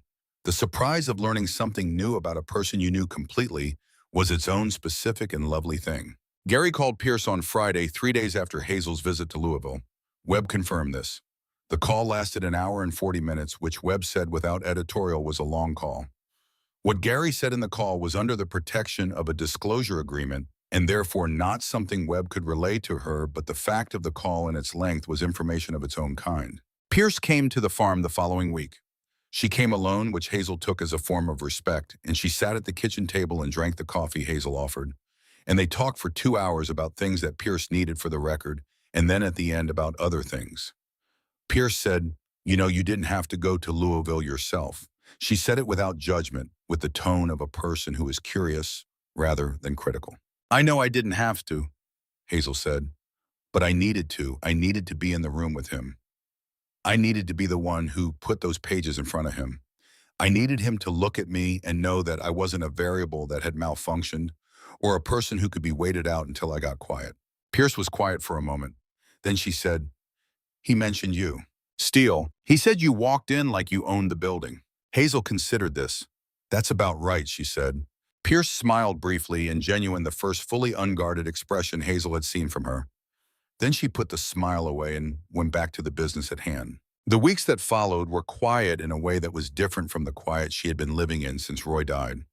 That quiet had been the quiet of absence, the specific and ringing silence of spaces that used to be filled and are now empty. This quiet was different.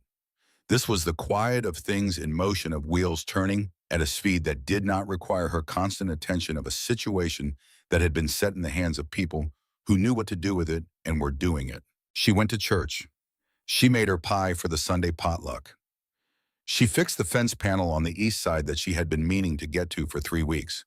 She named the calf Flora and spent a week and a half convincing the animal that her name was Flora, which was the kind of project that required more patience than expertise and which suited her. Dorothy came every day not because there was always news, but because that was what Dorothy did and what their friendship was. They sat on the porch and talked about the garden and about the quilting circle and about a book they were both reading. It was very pleasant. Hazel had missed pleasantness.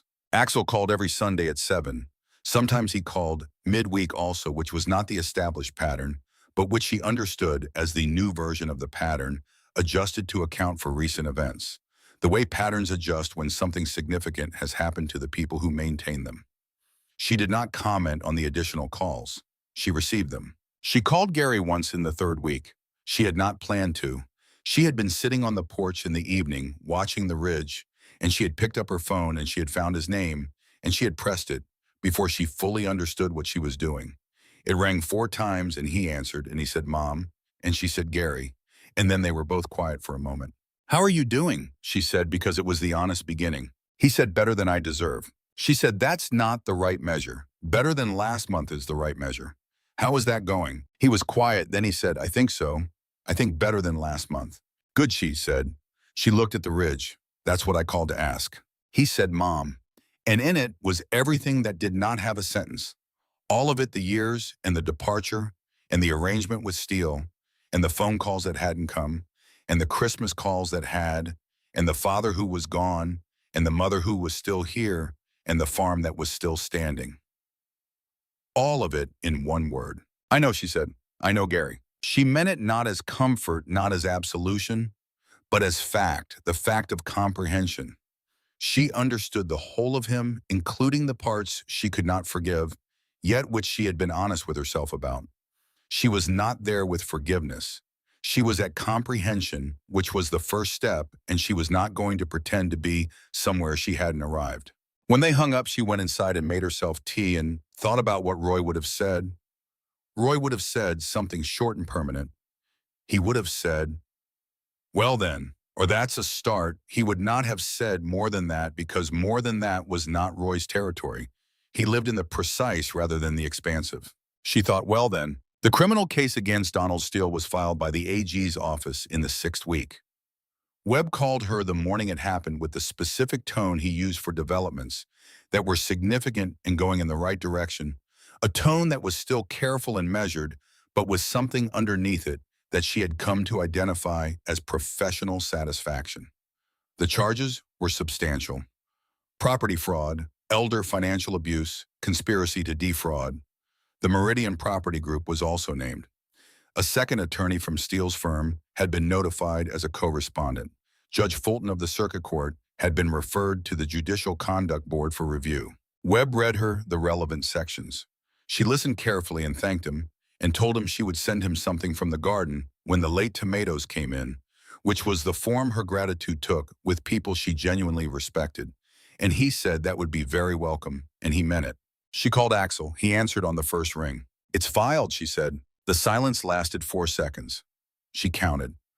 Then he said his voice at the particular flat, steady level that meant he was feeling something too large for the register he was speaking in good. "Yes," she said. She heard him take a breath and release it slowly. He said, "Is it over?" She thought about this honestly.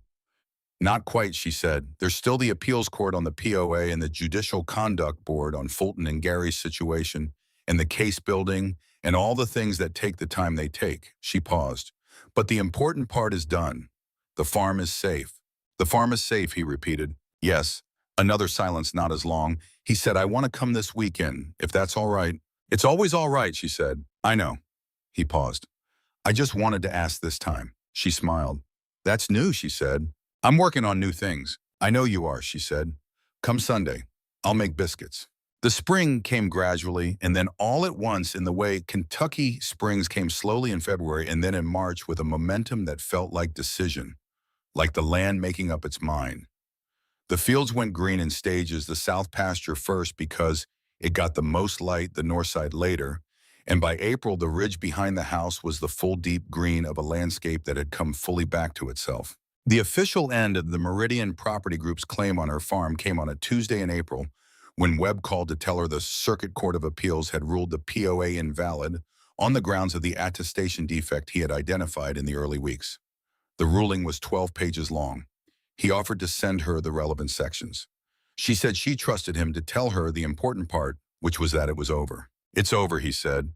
The property is fully yours, no encumbrances, no pending claims. She said, thank you, Marcus. She said his first name, which she had not done before, and which carried in it the full weight of what she meant, which was more than the two words that preceded it. He said it was my privilege, and he meant that too. She went to the porch. It was an April Tuesday mid-morning, the light just past the sharpness of early morning and approaching the warmth of midday. Gerald was in the oak tree working through his repertoire with the commitment she had come to think of as professional. She listened to him for a while and she thought about Roy and about 4 generations and about her grandmother's grandmother and the rocks the size of small children. She went inside and she picked up her phone and she called Axel. It was not Sunday, it was a Tuesday in April, and she was calling because she wanted to and because the news was the kind of news that belonged to him as much as it did to her. He answered on the second ring. Mama, it's done, she said. The property is ours. The court ruled this morning. A long silence. A long counted full silence. Then he said with the particular quietness she had heard from him maybe 6 or 7 times in 30 years. The voice underneath, the other voice, I'm glad. Me too, she said. She heard him tell Cole a few words in the background, and she heard Cole's response, which she couldn't make out, but which contained a quality she recognized. I want to come next week, Axel said, with some people. People, she said, people who want to fix the barn padlock and the shed hasp properly and take a look at the south fence and maybe take a look at the east pasture drainage while they're at it. If that's all right. She looked at her hands on the table, the hands that had worked this land for 50 years. How many people, she said. He was quiet for a moment.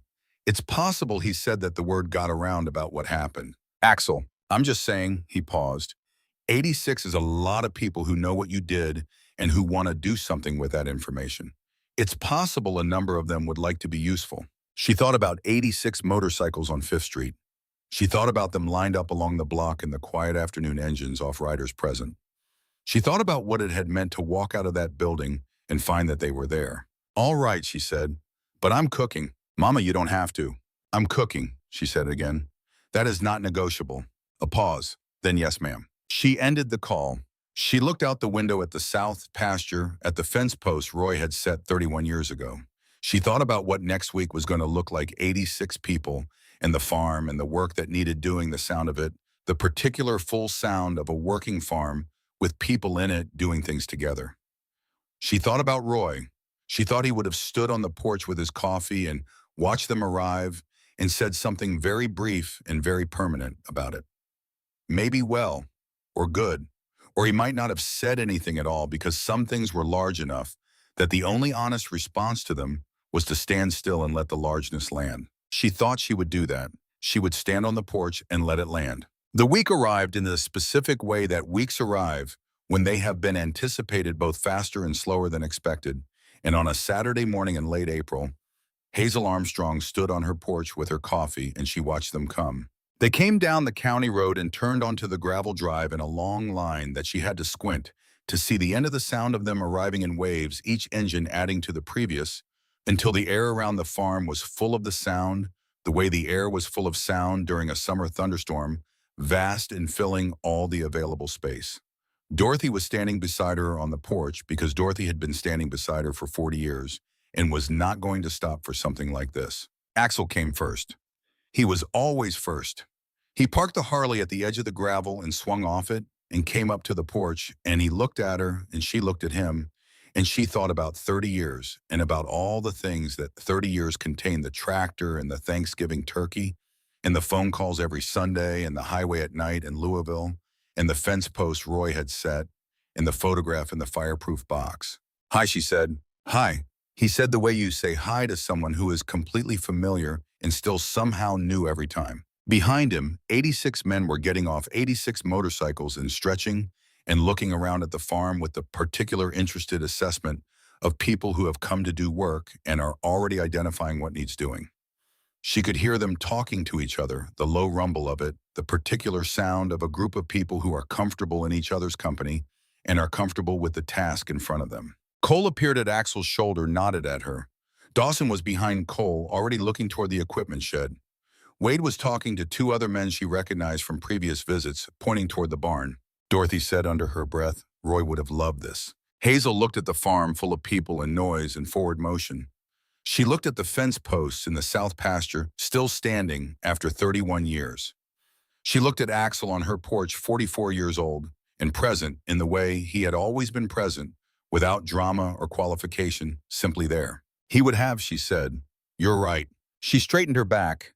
She lifted her chin. She turned and went inside because she had biscuits to make for 86 people, and Dorothy was going to help. And there was a full day of work ahead, the kind that leaves you tired in the evening, in a way that feels like something earned. Outside, the farm was full of the sound of people doing things. She could hear it from the kitchen through the open window.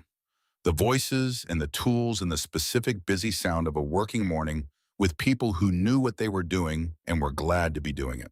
She put her hands in the flour and she began. This was her land. 4 generations and a 14-year-old at a picnic table and a man who had set fence posts with language that would have gotten him thrown out of church, and a mockingbird named Gerald who did not care about legal proceedings, and a calf named Flora who was beginning to know her name. This was all of it. Everything it had cost and everything it was worth, and every ordinary necessary day that still waited ahead of her. Hazel Armstrong rolled the dough with her good hands and listened to the sound of her farm full and working, and hers, and she did not look back. The sentencing hearing for Donald Steele was held in September, which meant that by the time Hazel drove to Lexington to hear it, she had spent the summer in the normal life that summer on a farm, demanded the full and relentless life of planting and tending and harvesting and fixing and watching, and the 100 small dailies that made up the fabric of it. She had put up 34 jars of tomatoes. She had finally got the east pasture drainage dealt with, a project that had required 2 days with Wade, who turned out to have a particular talent for drainage solutions that she had not anticipated, and that she told Axel about with a specific admiring tone that made Axel tell Wade, apparently because Wade had arrived the following Saturday with something that was close to a proud expression on his usually still face. She had driven to Bell County twice to see Cora Boone. The first time she had brought tomatoes from the garden and a cherry pie, and they had sat on Cora's porch, which was smaller than hers and faced a different ridge, but had the same quality of porch that a woman has when she has spent years on it thinking about things. They had talked for 3 hours. Cora was a woman with strong opinions and a dry way of expressing them, and Hazel had liked her immediately in the way you like people who are not performing themselves. Cora's case had settled in August. Her property was returned to her as part of the AG's agreement with Steele's former firm, the settlement designed to make as much right as could be made right, which was not all of it, but was considerably more than nothing. The 2 women who had already lost their properties were in more complicated situations that Lisa Mercer was still working through with the court, but there was movement there too, the kind of movement that was slow but moving. She thought about those 2 women often. She did not know them. She knew their names from the case file, had requested them specifically from Webb, because she had felt that knowing their names mattered. She said their names to herself, sometimes the way you say the names of people who are connected to your story, even if you have never met them, because connection does not require meeting. It requires something else, something she had been thinking about since the summer, in which she had finally landed on a word for. The word was obligation, not guilt, not pity. Obligation in the specific sense of something owed that is not a debt but a recognition that you have come through something that others are still in, and that recognition carries a weight you carry willingly. The sentencing hearing was what she had expected, and more than she had expected both at once. She sat in the gallery with Webb on one side and Pierce on the other, and she watched Donald Steele stand before the bench, and she listened to the proceedings with the same attention she had given to everything from the beginning. The sentence was substantial. The judge noted in her remarks before sentencing the scale and pattern of the fraud, the vulnerability of the victims, and what she called the particular callousness of a scheme designed to exploit the grief and isolation of women who had recently lost their spouses. She said this without looking up from her notes in the measured judicial cadence, and the words landed in the courtroom with the weight that language carries when it is accurate. Hazel did not feel triumph. She had expected to feel something adjacent to triumph, and she did not. What she felt was something quieter and more complex, the feeling of a thing being named correctly after a long time of it being named wrong or not named at all. Steele had looked at her and seen a variable.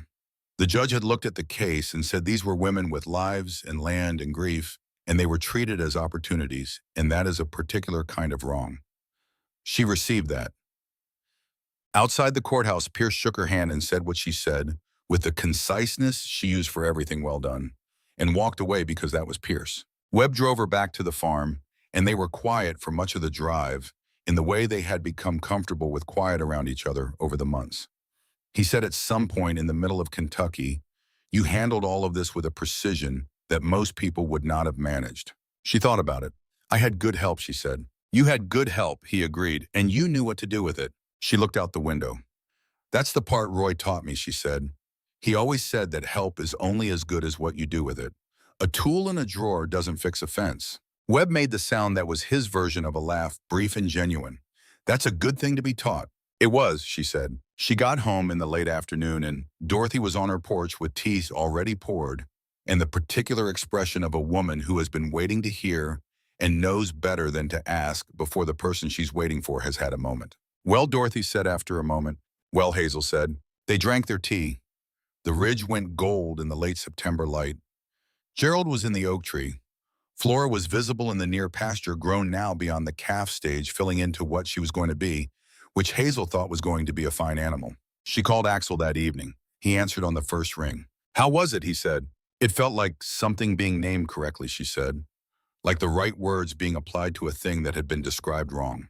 He was quiet for a moment. Then was it enough? She thought about the two women she did not know whose names she said to herself. She thought about Cora Boone on her porch with her cherry pie. She thought about 14 months of fighting. "For me," she said, "yes. For some of the others, not quite yet, but moving toward it." "Good," he said. "And then, are you tired?" "Yes," she said. "The good kind." "Yeah," he said. "I know that kind." She smiled. "How's the machine shop?" "Good." He paused. "Cole learned something new. He's been teaching Dawson. It's a thing." She could hear in the background the sound of it, the shop at its late-day pace winding down into the particular quality of early evening work. "I'm glad you have that," she said. "The shop, the people." He was quiet. Then in the register, she had heard from him 6 or 7 times in 30 years, me too. "Sunday," she said. 7, he confirmed. She ended the call and sat on the porch in the September evening and watched the light go off the ridge in its particular September way, the gold thinning and cooling into gray, and then the first stars coming out one by one over the pasture. The mockingbird had gone quiet. Flora was a dark shape against the fence line. The farm settled around her into its nighttime version of itself.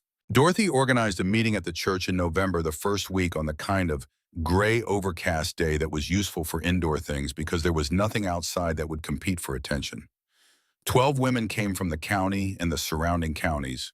Women Dorothy had found through the quilting circle and the church network in the particular connective tissue of rural Kentucky women's social geography, which was considerable and mostly invisible to people who were not inside it. Hazel talked for 40 minutes.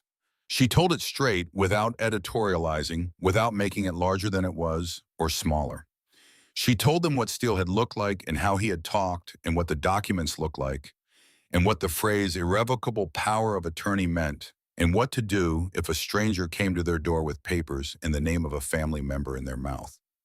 She told them that you could be a sensible woman with good instincts and still be fooled, because the people who did this for a living were professionals at it, and their whole skill was in making the thing they were doing look like the thing you needed.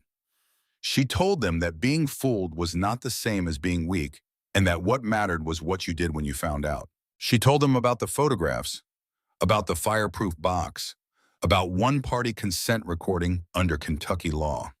She told them about Pierce and Webb and about what the phrase pattern evidence meant and why it mattered. And at the end, she told them about Fifth Street in Louisville because she thought that part mattered, that it was not a private part. She told them that what had surprised her was not that 86 people had shown up, because she knew what the Iron Ridge MC was and she knew what Axel was, but that standing on that sidewalk and seeing them there had done something to her that she had not been able to budget for.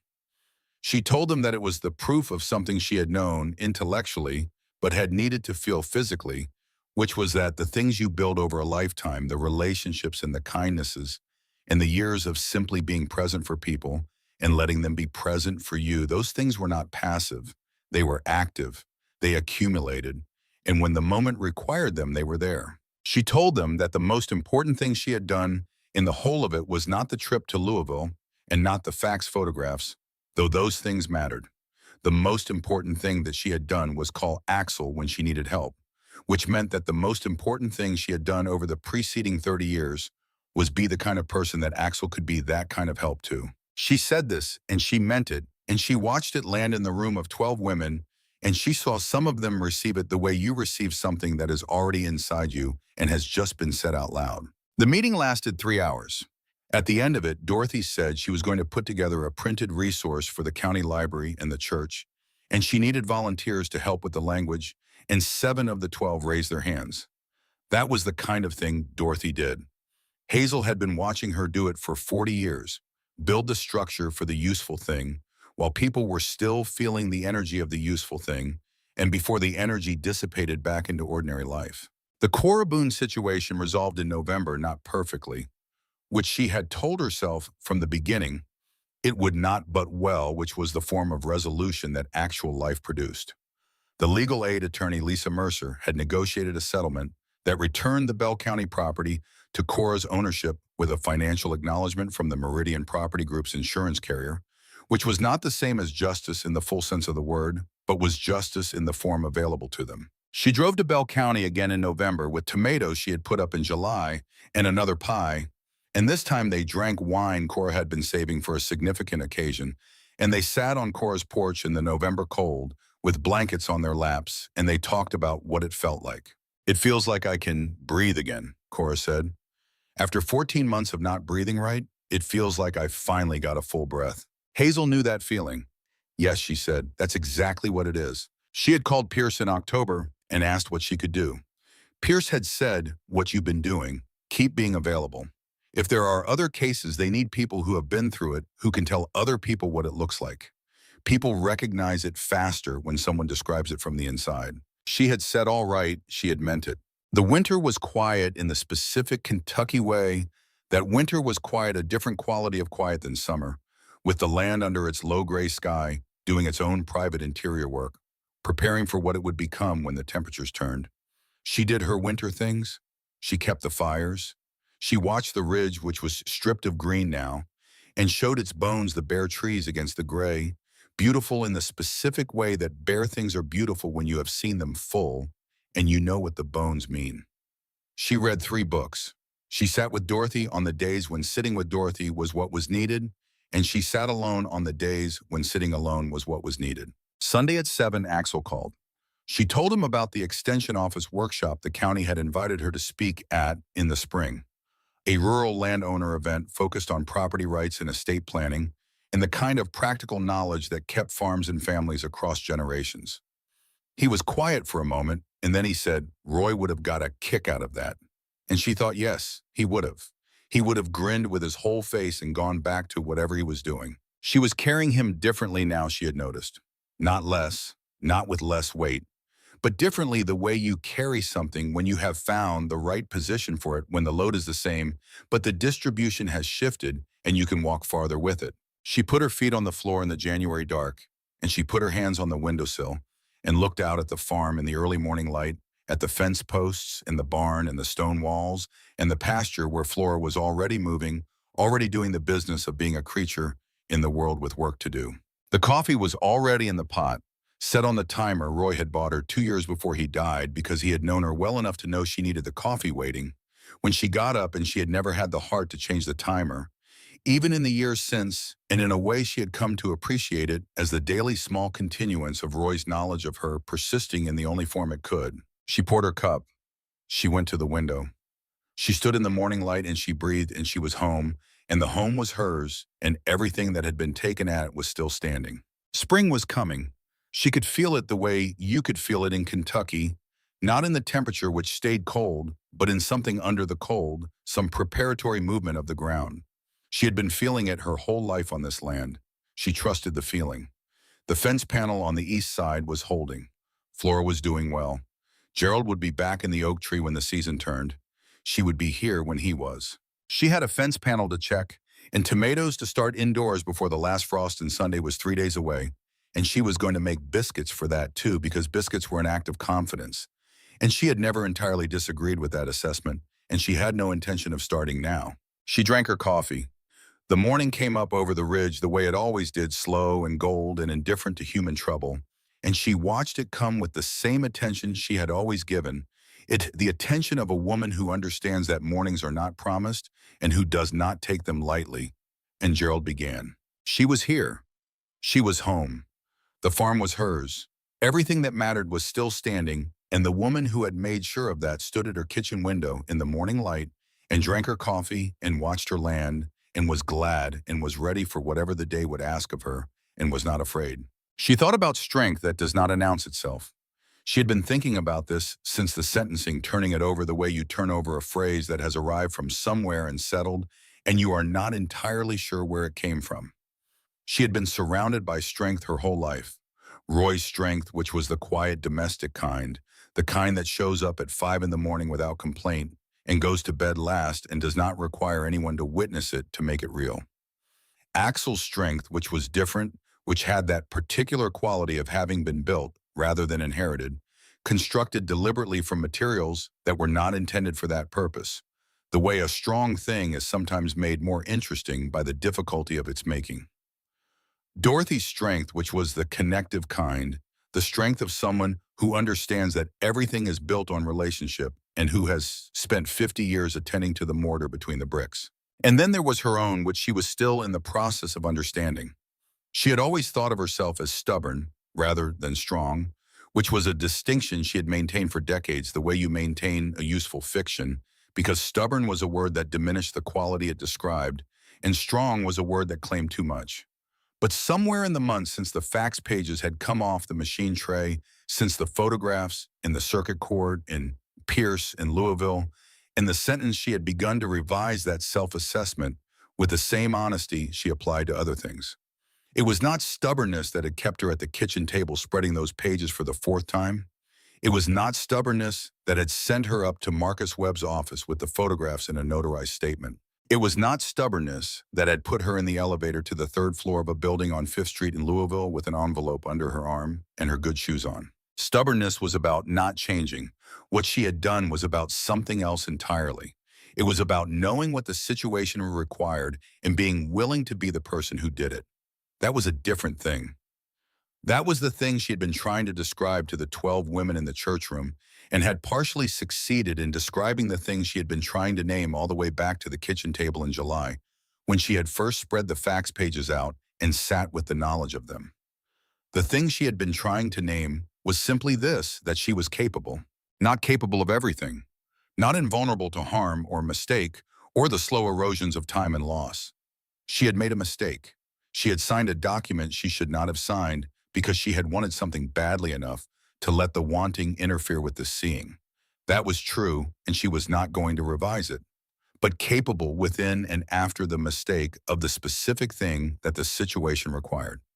And the specific thing that the situation had required was not absence of fear or absence of grief or absence of any of the feelings that had moved through her in those months, but action taken in the presence of those feelings alongside them, using them when they were useful and setting them down when they were not. That was what she had to offer the 12 women in the church room. That was not just information about documents and recording laws and the phrase pattern evidence. She had that to offer too, and it was useful. But the other thing was what she had come to say, and she had said it, and she had watched it land, and she had seen in the faces of those 12 women that it had arrived somewhere it was needed. And she had thought coming out of the church into the gray November afternoon, yes, this is what you do with what you've been through. You give it to the people who are still in it. You make yourself available. Roy had understood this without ever saying it. He had simply done it for 30 years with anyone who came along who needed what he had to give. The 14-year-old at the county fair picnic table had been one of them. There had been others before and after. He had never made a program of it. He had simply said yes when yes was the right answer and then gone back to his work. She was going to say yes too. The extension office workshop in the spring, the church network that Dorothy was building. The calls from other counties that had already started coming, referred by Pierce, referred by Cora, referred through the particular geography of rural women's knowledge that moved faster and farther than anyone outside it understood. She was going to say yes to all of it, not because she was finished with what had happened to her or finished with carrying it, but because carrying it usefully was what she had found the position for the right way to hold the weight, so it did not prevent her from continuing to move. Axel had asked her once in the weeks after the sentencing in one of the midweek calls that had become the new pattern what she was going to do with all of it. He had asked it in the direct way he asked things, not a polite question, but a real one, and she had taken a moment before she answered. "I'm going to give it away," she had said. "Everything I learned about what this looks like and how it works and what you do when you find yourself in it. All of it, I'm going to give it to the people who need it before they've found themselves in it." He was quiet for a moment. "Roy would have done that," he said. "I know," she said. "That's where I got the idea." Another silence, the specific kind. Then, "That's the right thing to do." She knew. She had known before she said it. She had been building toward it since she stood on the sidewalk in Louisville and looked down Fifth Street at 86 motorcycles and understood something about accumulated years and accumulated kindness and what the things you build over a lifetime are actually for. They are not for keeping. They are not for looking at from a safe distance. They are for use. They are for the moment when the moment requires them. And the moment, it turned out, was not singular. The moment was ongoing. The moment was every woman in a similar position who had not yet been able to see past what she was afraid of to what she was capable of. She had been that woman. She had sat in her kitchen and looked at the fax pages, and she had been for 4 days the woman who could not bring herself to make the call. And then she had made the call, and everything that had come after that call was the evidence of what becomes possible when you stop waiting for the fear to resolve and simply begin moving in spite of it. She wanted to say that. She wanted to be specific and honest and plain about it the way Roy had always been specific and honest and plain about the things that mattered. She wanted to say, "I was afraid. I made a mistake. I called for help. I moved forward. And here I am." Not unscathed, not unchanged, not free of the ongoing work of carrying what this cost me. But here, standing on ground that is solid and mine, that is the whole of the lesson and also the whole of what I have to give. She would give it in the spring, firsting at the extension office and again at the church and again wherever it was needed. She would give it in the particular way she gave everything that mattered, which was directly and without performance, and with the specific intention of being useful rather than impressive. That was the plan. She had a plan. She always had a plan. The farmhouse was quiet in the January dark. The timer clicked on in the kitchen, and the coffee began its work. Flora made some sound in the barn, the specific contented sound of an animal in its right place at the right time.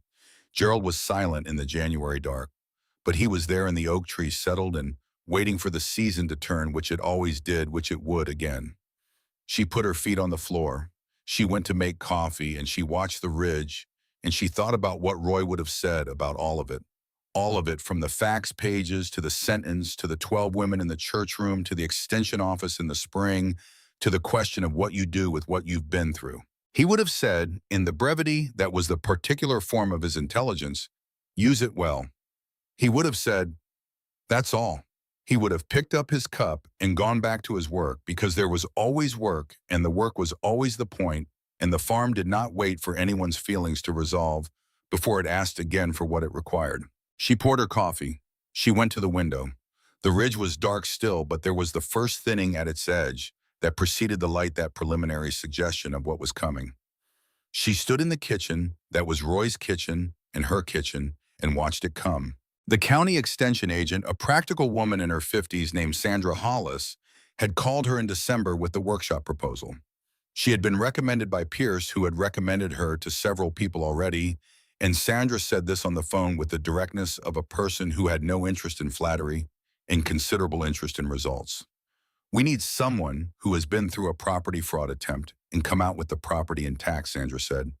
"We need someone who can talk about the documents without making people's eyes glaze over, and who can also talk about the human part of it, what it feels like and what it costs and why people sign things they should not sign." "I can do that," Hazel had said. Sandra said, I know you can. That's why I'm calling. The workshop was set for the second week of March, which gave Hazel 2 months to think about what she wanted to say and in what order. She thought about it the way she thought about difficult things, which was in pieces attending to one part at a time, and then stepping back to see how the parts assembled. She made notes on a legal pad in her particular handwriting, which Roy had always called economical, and which was another word for small and practical and not given to flourish. She thought about the order in which the steel situation had arrived and the order in which she had come to understand it and whether those two orders were the same, which they were not. Understanding had lagged arrival by several days at first and then caught up and overtaken it so that by the time she was driving to Louisville, she understood the situation more completely than Steele had counted on her understanding it. That gap, the distance between what he had assumed and what was actually true, had been her primary advantage. She wrote that on the legal pad. Then she wrote under it, what they are counting on is the gap between what you know and what they think you know. Your job is to close that gap before they expect it closed. She thought that was probably the most useful single thing she had to say, more useful than the information about document types or recording laws or what to do with a fax you have accidentally photographed in an attorney's office.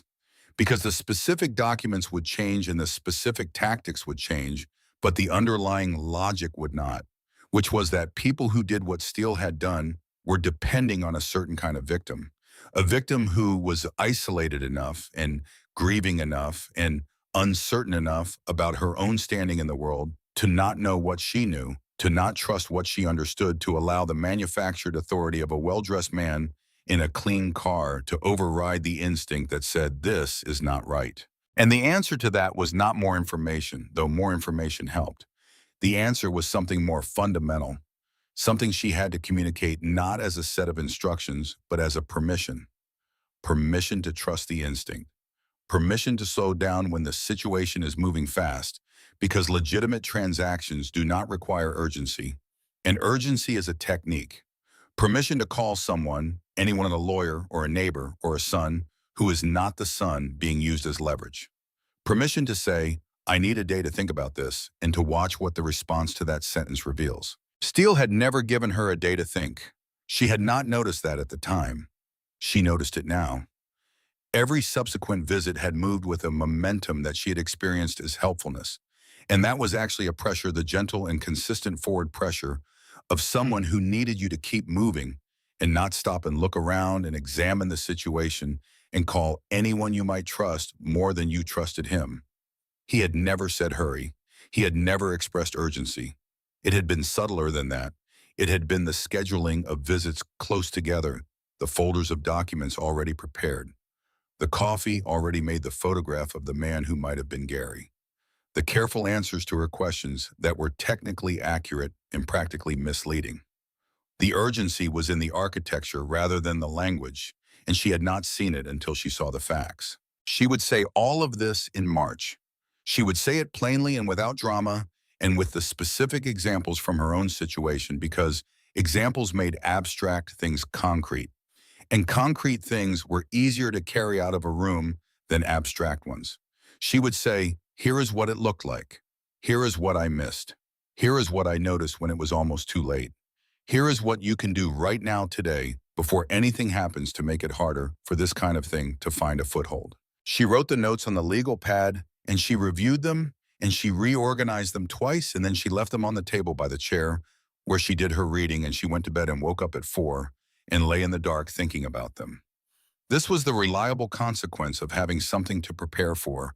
The thinking happened in the dark whether or not she invited it. Roy had been the same way.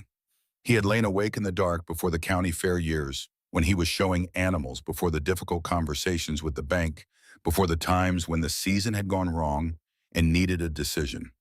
She had recognized it in him before she had recognized it in herself. It was the mind attending to what mattered, even when the body wanted to be somewhere else. She thought about the 12 women in the November church room and about the one who had said at the end, I never thought of myself as someone who could be targeted like this. She had said it not as a complaint, but as a revelation, as if the information that she was a potential target was new and somewhat clarifying information, like finding out that a weather pattern you had been experiencing had a name. Hazel had thought about that woman on the drive home, and she had thought about her again several times since. Because the truth was that the women Steele had targeted were not random. He had found them through specific channels, through property records and probate filings, and the particular visible grief of a recent widow in a rural county. He had looked for the precise combination of alone and recently bereaved and holding significant property, and without a local legal advocate, and that combination was not uncommon, and was not shameful, and was not a character flaw. It was a circumstance. It was the circumstance of being a woman of a certain age in a certain place in American life, a woman who had spent her years running a household and raising children and maintaining a farm, all of which were significant skills that did not include the specific skill of recognizing a property fraud scheme. You did not need to have been a fool to be targeted. You needed only to have been a person going about the business of your life without reason to have developed suspicion of a particular kind of approach from a particular kind of man. That was what she wanted to say. Not you should have known. But here is the shape of the thing, and now that you can see its shape, you can recognize it the next time you see it, which is the whole point of this exercise. Dorothy had offered to come with her to the workshop in March. Hazel had said yes because Dorothy had her own knowledge to offer. Knowledge accumulated through 40 years of neighboring in the quilting circle and the specific daily attentiveness of a woman who noticed things and remembered them, and because two people standing at the front of a room were more interesting than one person standing at the front of a room, and because she wanted Dorothy there. She had simply wanted Dorothy there. That was also a sufficient reason. She thought about the workshop, and she thought about what she would wear, which was the good shoes again, and the gray wool sweater Roy had always liked, and she thought about driving to the county seat on a March morning, with the early spring just beginning to show, at the edges of things, the first suggestions of green coming up in the field she would pass, and she thought about what it would feel like to stand in front of a room of people who had come because they needed something, and to give them the thing they needed from her own experience. She thought it would feel like the right use of what she had been through. That was what she was after.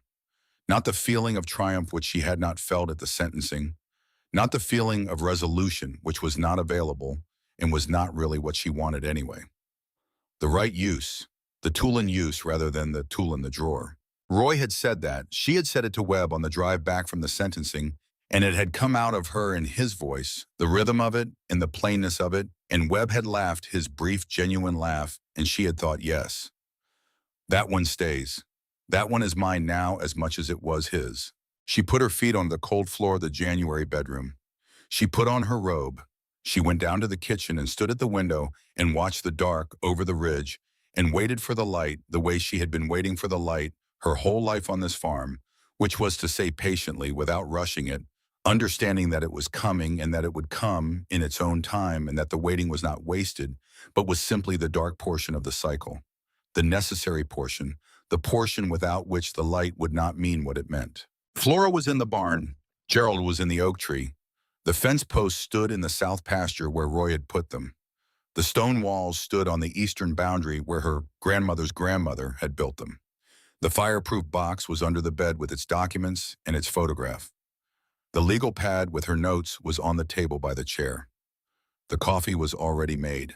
She was ready. She had things to do today and tomorrow and in the spring at the extension office, and in the years after that, as many years as were given to her on this land in this kitchen at this window. She had fences to check, and a calf named Flora to tend, and a mockingbird named Gerald to listen to, and a 44-year-old man who called on Sundays at 7 and who was learning imperfectly and stubbornly and with considerable resistance things about himself that were going to take time. She had Dorothy next door and Cora Boone in Bell County and 12 women who had raised their hands and the 2 women whose names she kept and the ongoing work of making herself available to the ones who would come after.